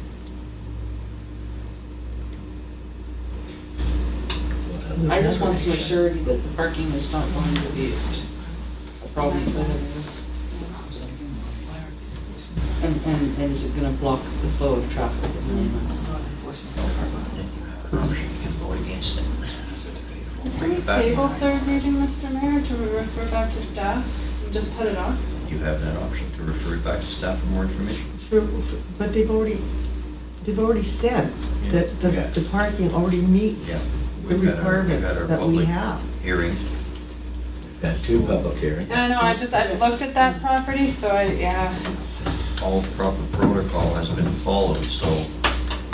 We know there's a housing shortage. Okay, I'll go on staff's judgment on this. You know, I mean, this is an operational issue, so I mean, it's all We the need Ts the have been units. crossed apparently, and all the Is have been dotted, so it's not you gotta base your decision on a factual information that you've received. Okay, so again, I'm gonna call the question. All those in favor?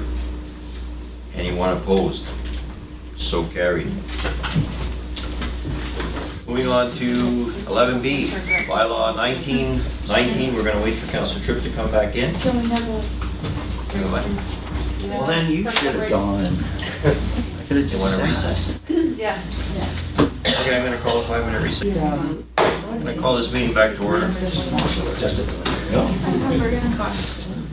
All right.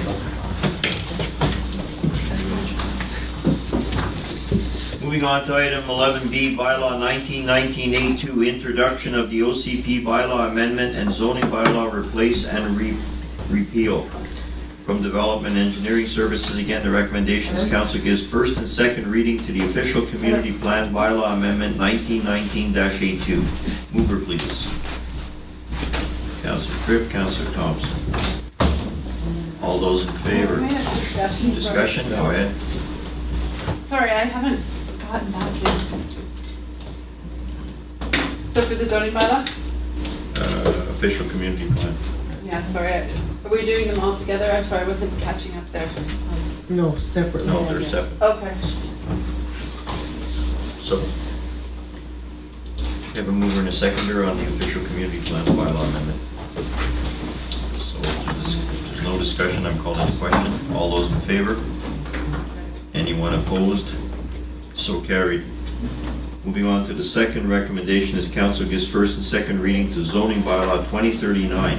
Mover, please. Councillor Grog, seconder. Councillor Thompson. Discussion. Councillor Butler. Yeah, sorry, I did have a couple concerns about the addition of the tiny houses, and just because we did discuss it before, and the more I discuss it, the more I start thinking about small clusters of low-income housing becoming, over time, perhaps more of a slum area, and it devaluing property in the zones where they're being placed. I really like the idea of having carriage houses in people's backyards so that they can take care of aging parents or other family members that might want to live on the property. Idealistically, I think that's a great thing. But I do have concerns about including it in so many zones. I didn't count how many it was included in. I'm just wondering if staff can tell us. There's a lot of zones listed here, and this is just such a big bylaw, and it's 10 after 9, and we're all tired, and I don't know if we're giving this the attention that it deserves. So how many zones are the tiny houses included in? Yeah.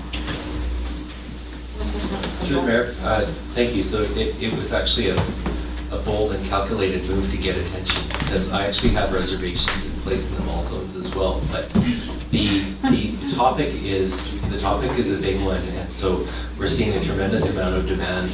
Actually, some of you probably saw Pete Matheson's little documentary online sent around. Since last week, we've had dozens of calls and emails asking us about this.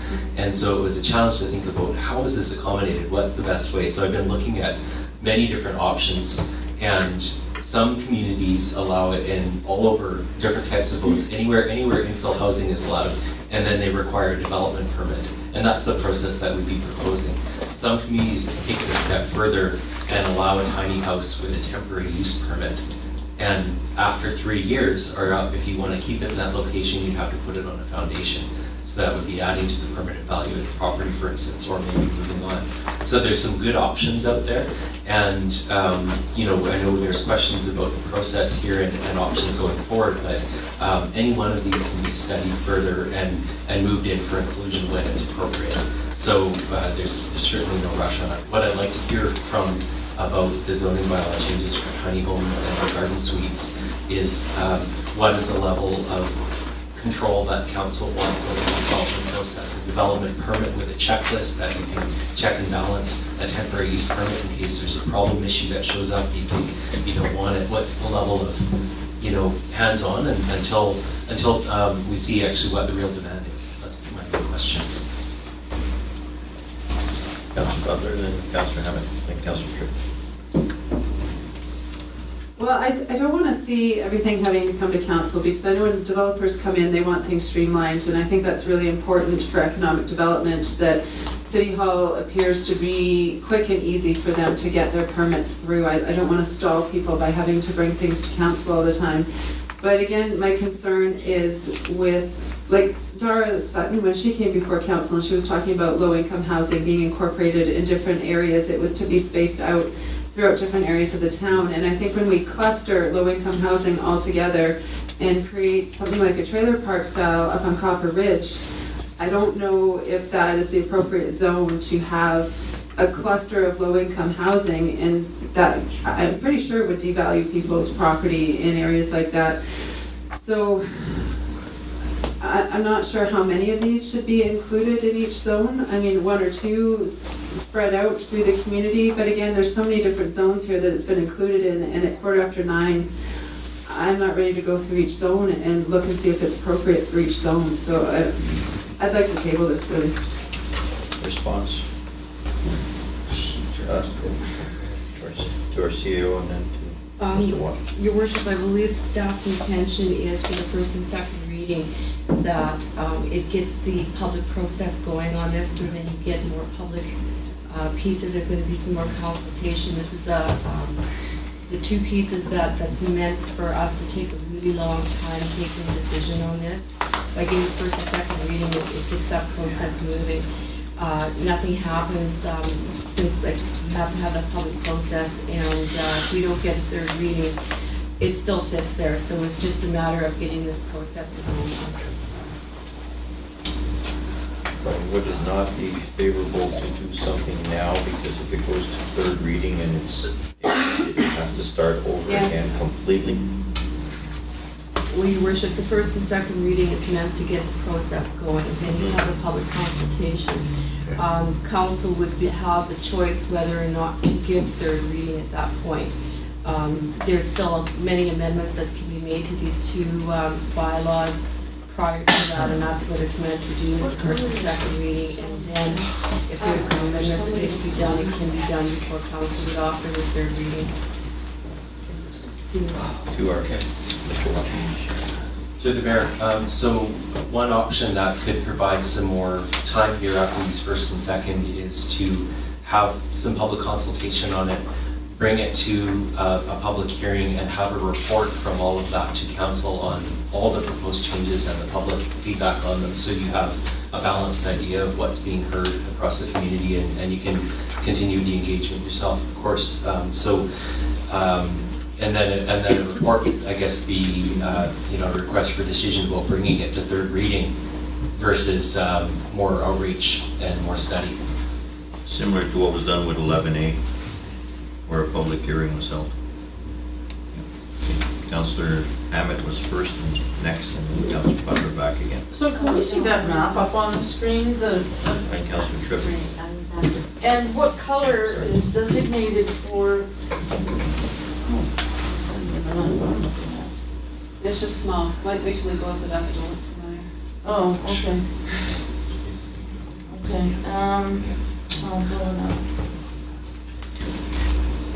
So what color is the proposed area for the reduced square footage homes? Reduced square? Well, if you're gonna build a small home. It's For tiny houses. For tiny houses, right? Like all of it. What color is the zoning area that you're proposing? Sure. That's the first question, first part of the question. Through the Mayor, I can walk through. Oh, sorry. Thank you, through the Mayor. Okay, so I'll just briefly walk through this. So the top zones shown here, R1, R1A, R2. So R1 and R1A are single and two-family residential, and single-family residential 1A is the Valley Heights area. And so that's the one area where there would be no reduction in minimum dwelling size. They've got a building covenant up there that stipulates minimum is 800 square feet, so that's consistent.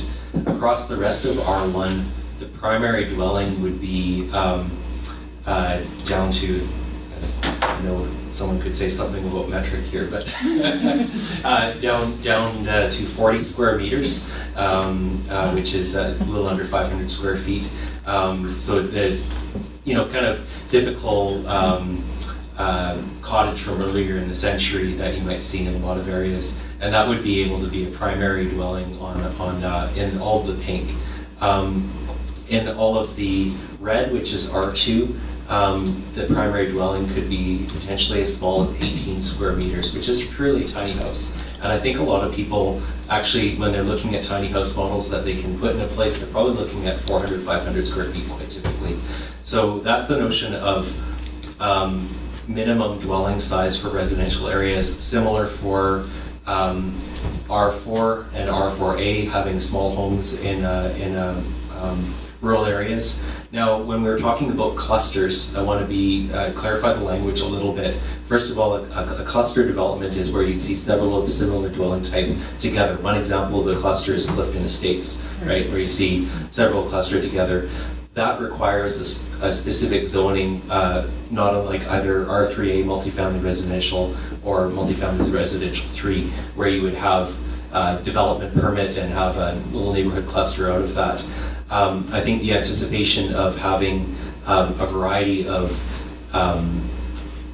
small and affordable homes for all income levels across the city. Let's say someone with a large lot on the west side would like a backyard suite for their grown son who has come back to town to work, or maybe an ailing parent, or maybe a cousin, or maybe just a rental, a mortgage helper.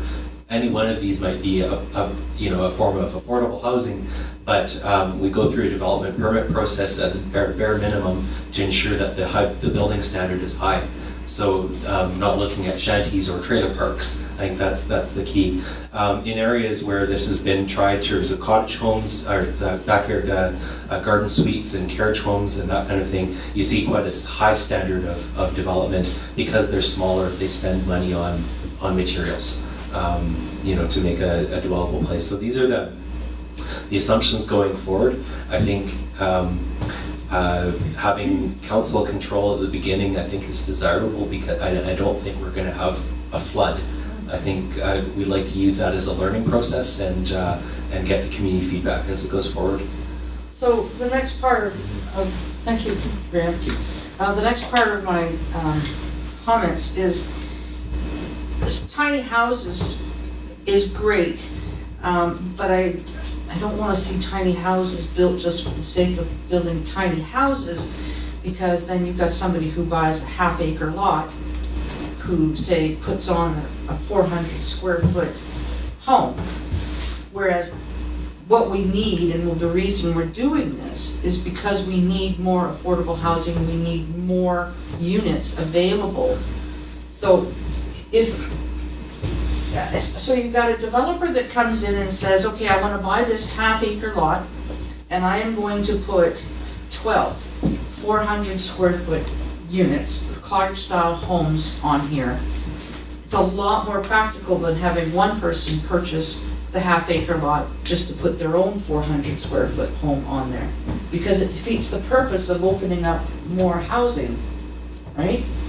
So are we going to have control over that? Because there should be a minimum build size based on a lot. The incentive is to get somebody to build more suites and more units, not just build a small house for the sake of building a small house. Does that make any sense? Through the mayor, I love this question. There's a great movement in planning incrementalism, and the idea that small changes accumulate and make good things happen. But if we go back to the building form that probably our parents or grandparents used, they started small with what they could afford, and then they added an addition for when their family needs grew, or maybe they wanted a mortgage helper at some point.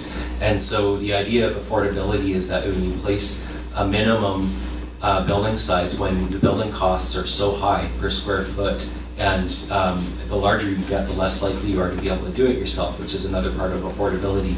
The idea of having a minimum actually presents a large barrier to people who might want to enter the market with a starter home.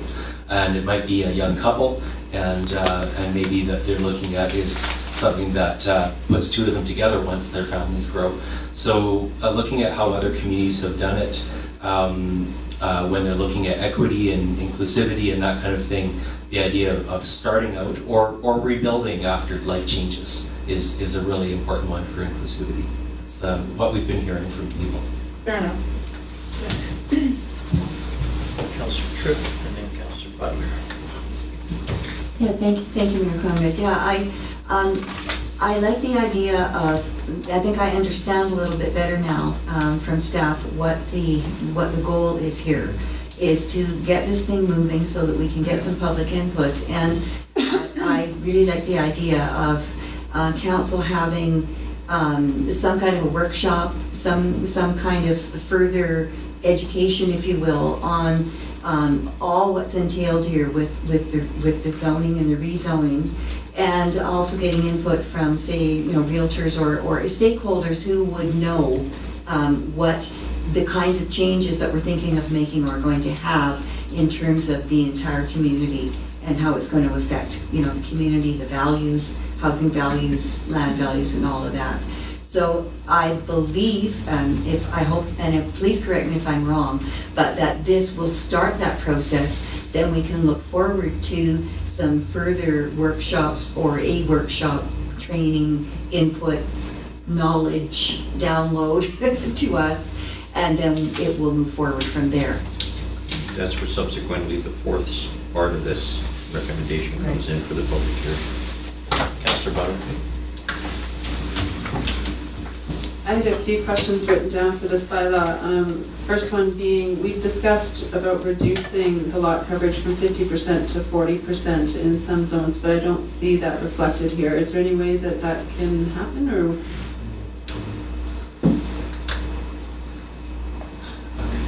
I'll take a moment for that. So, hold the right 2039. There we go. Page. So, through the mayor, thank you. In the residential zones, we had talked about reducing the lot coverage to ensure there was overall open space.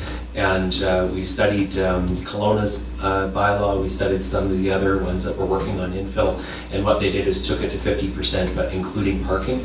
So basically, it could be a configuration of 40 to 50% at a maximum of the lot, but 40 would be structures, and 50 including everything. So we could clarify it by saying 40% coverage of all structures, and then 50 including parking, and that might be an easier. That could be something I can record here. Just to follow up on that, because what we're seeing tonight with the rezoning application we had with the 3 parking spaces, it really was full lot coverage, and I don't want to see that throughout our town. I moved away from that to come to Grand Forks to live in a small town with a small town environment, so to see full lot coverage with parking, I don't want to see us go down that road. I know we want to have infill, but let's not turn into Surrey. So is there any way that we can add that, the 40% and then 50%? Is that okay with the rest of council? I mean, how do you guys feel about that? What are we currently sitting at for gross density? 30? 50. Currently, it's the original here. Lottery, yeah, it depends on the zone, but let's look at an example. 50%. They're all 50%. Yeah, they're all 50. Yeah. Yeah, here's the existing. So this is what we proposed back in June, July. And then currently. So you're proposing that we reduce it to 40?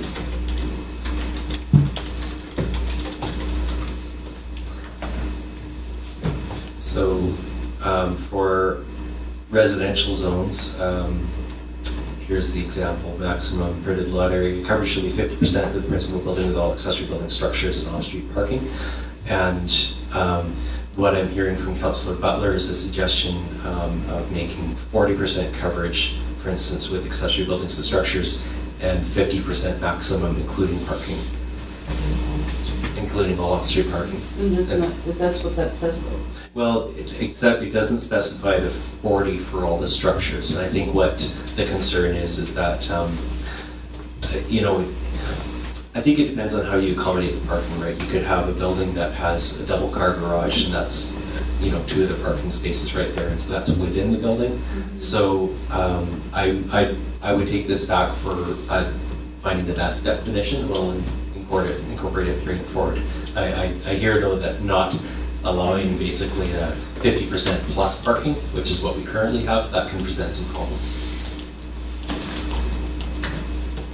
So just, again, for some clarification, so you're reducing it to 40%. So the other 60% is for? Green space. Gardens. Brown grass. Are we all? Yeah. Are we all? Yeah, it's a big zoning bylaw. Lots of questions. There's quite a few zones in here that look very similar. When you look at the agricultural zones, for instance, it seems that between 2 zones, the only difference is that one allows animals and one doesn't. You can grow crops in both areas, but you can't in the others. And I'm just wondering, have we added more zones, or did we always have this many zones? We did. And doesn't this make it cumbersome for people when they come in and they want to develop to have to come get rezoning? Would it be not more efficient to sort of combine some of these zones that are so similar? There was one in the R ones, I couldn't tell the difference between the 2. Through the mayor, thank you. For comparison, I think Victoria is at 40 or 60 zones, and Kelowna's got at least 15 or 20. The planning philosophy varies out there as a community planning course this fall, and some planners choose more granularity, more zones, so that there's the right fit. Some planners make custom zones for every development, so you'll see like 100 zones happening. I think a half dozen or so zones might be one way of doing it.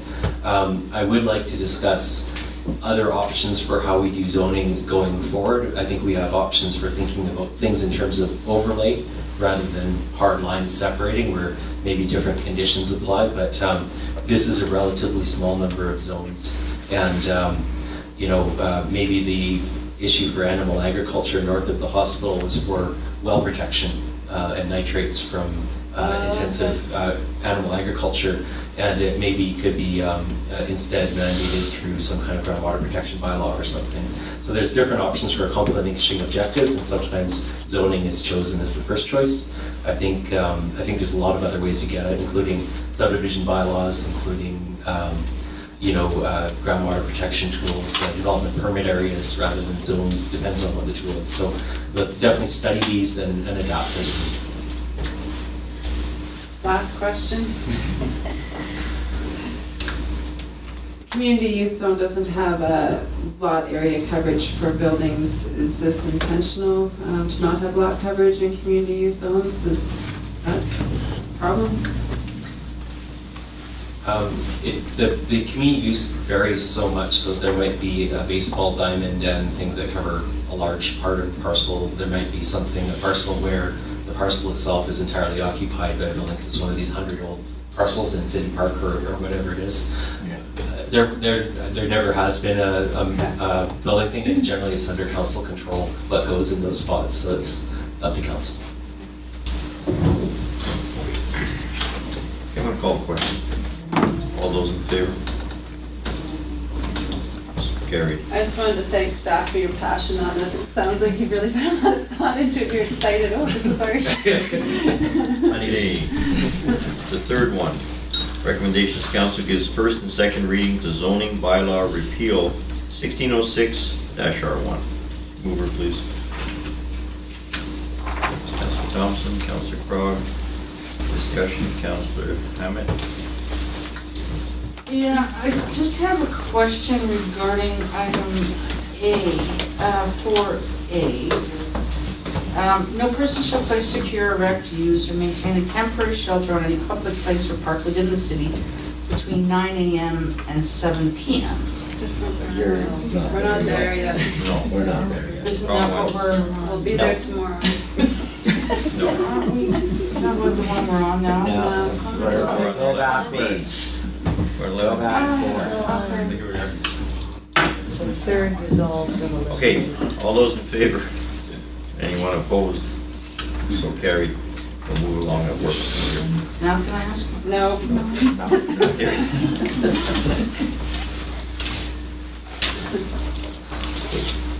Recommendations council gives public hearing to bylaws 1919-A2, 2039, 1606-R1 on November 27 at 6 p.m.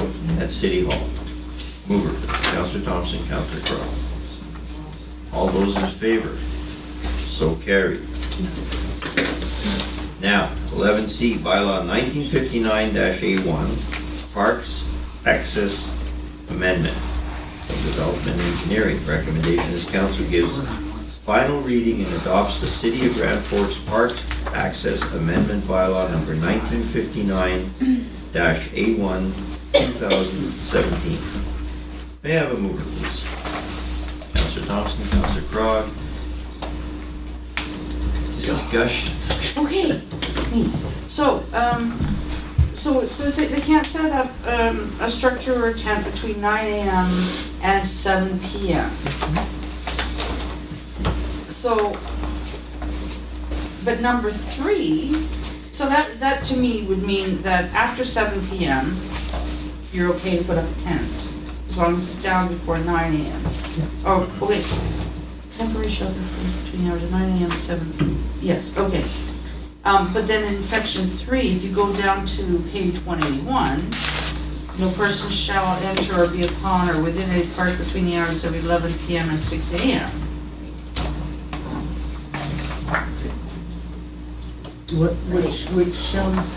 So, That means they can't. there's a bit of an overlap. Like, are they allowed to pitch a tent after 7 p.m. as long as they're gone by 9 a.m.? Or are they required to be out of the park by 11 p.m. and they can come back at 6 a.m.? You're on page 181. One is being in the park, and the other is erecting tents. Okay, so after 7 p.m. they're allowed to erect a tent as long as they don't stay there. You're right. That's right, you can erect, but you can't stay. Put the tent up, but you can't be in it. You can be in it for 4 hours, 7 to 11. Then you have to leave. Yeah, 4 hours. But if somebody else occupies that tent, it's not the same individual, so. I believe the intent is that this part of the bylaw has been in the park bylaw forever, and it's basically the activities of people being in the park. The tenting piece is part of that court decision for the person's right to have a safe place, which is between 9 p.m. and 7 a.m. So this piece here is, we typically don't have people playing in the park. Like this has been in our bylaw forever. Yeah. The other part that is the intent to change is the tent piece, where it's the right for private safety. So basically, you're saying that they can pitch a tent after 7 p.m. But you still have a portion of the bylaw that says that nobody can be in the park between 11 and 6. Yeah. So if we're going to amend the bylaw, like, why go back later and have to correct it if it's wrong now?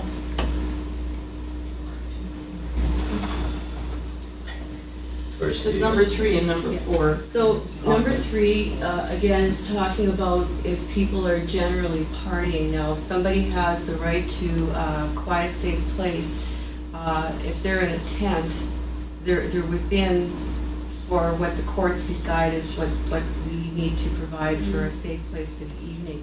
Now, if you have a bunch of people in tents and all of a sudden they decide that they're going to have a party, that wouldn't be allowed.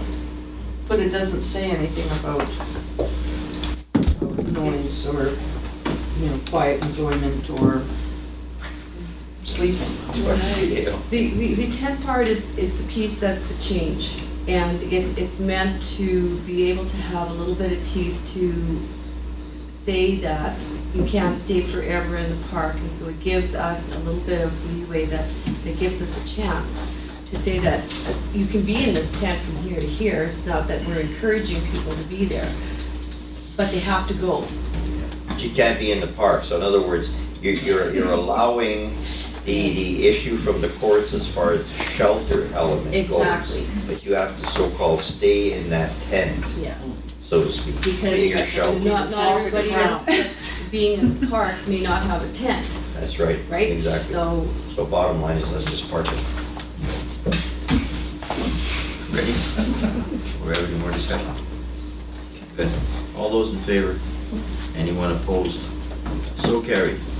Moving on.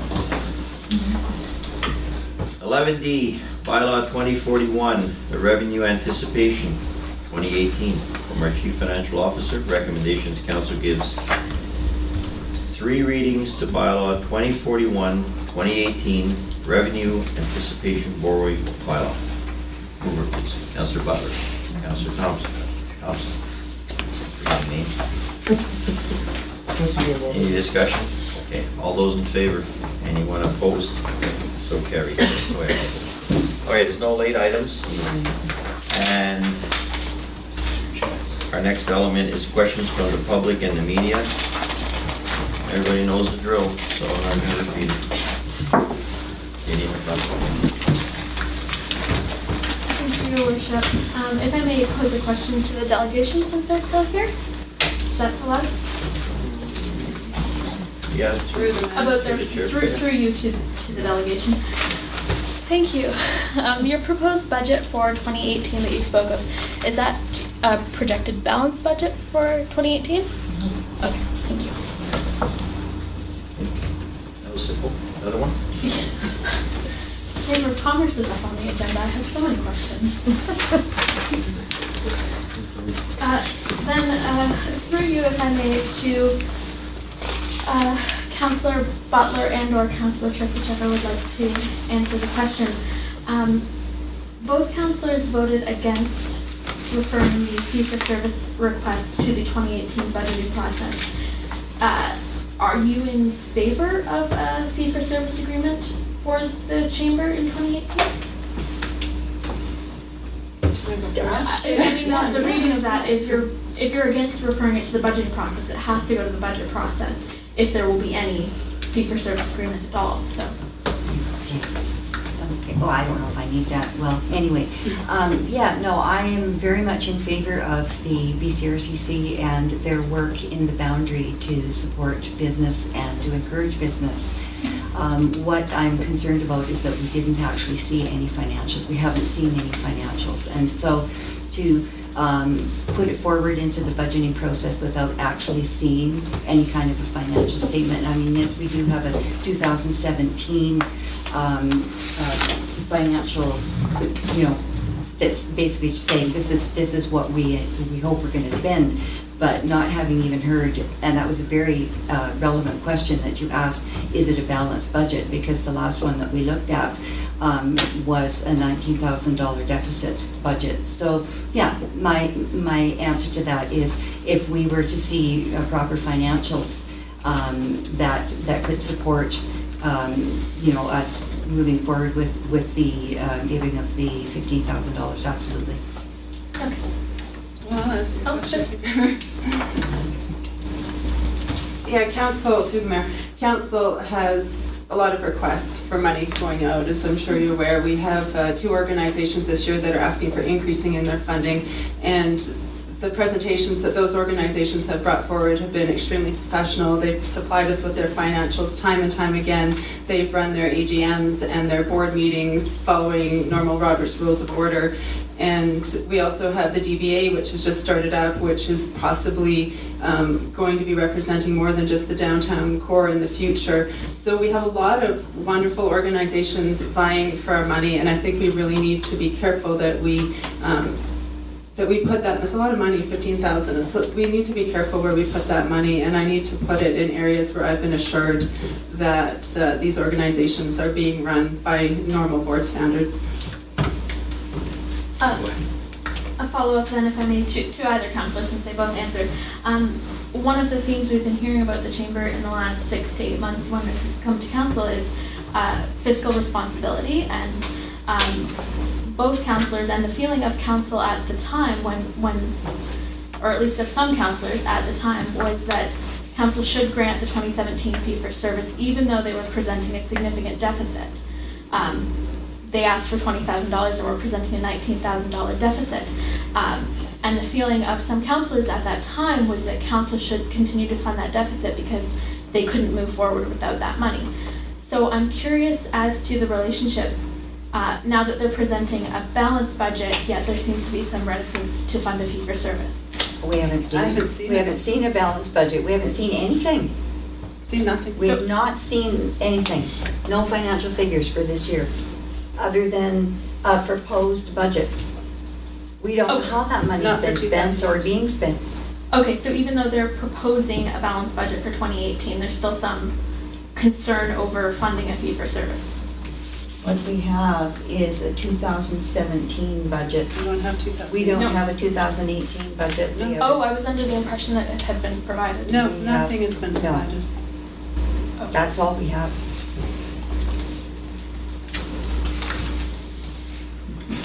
Through your worship to the delegation, has the budget been adopted by council or by the board, or what's that process like? So again, this budget was prepared and needed to be seen at the committee or at our board meeting at the end of September, and that one was, we couldn't form quorum because the highway was shut down, 3 members weren't able to come through. 2 weeks later, unfortunately, we had another fatality and the same thing happened. We have a board meeting this Wednesday, November 1st, and, you know, hopefully there's no more fatalities on the highway. We should still have our meeting on that Wednesday, at which point this budget can be adopted and approved. I brought it here this evening because I was unsure. I wanted to be able to share it, but it would be sort of immature for me to go ahead and present this before my board has approved it. Okay. Thank you. That answers the question.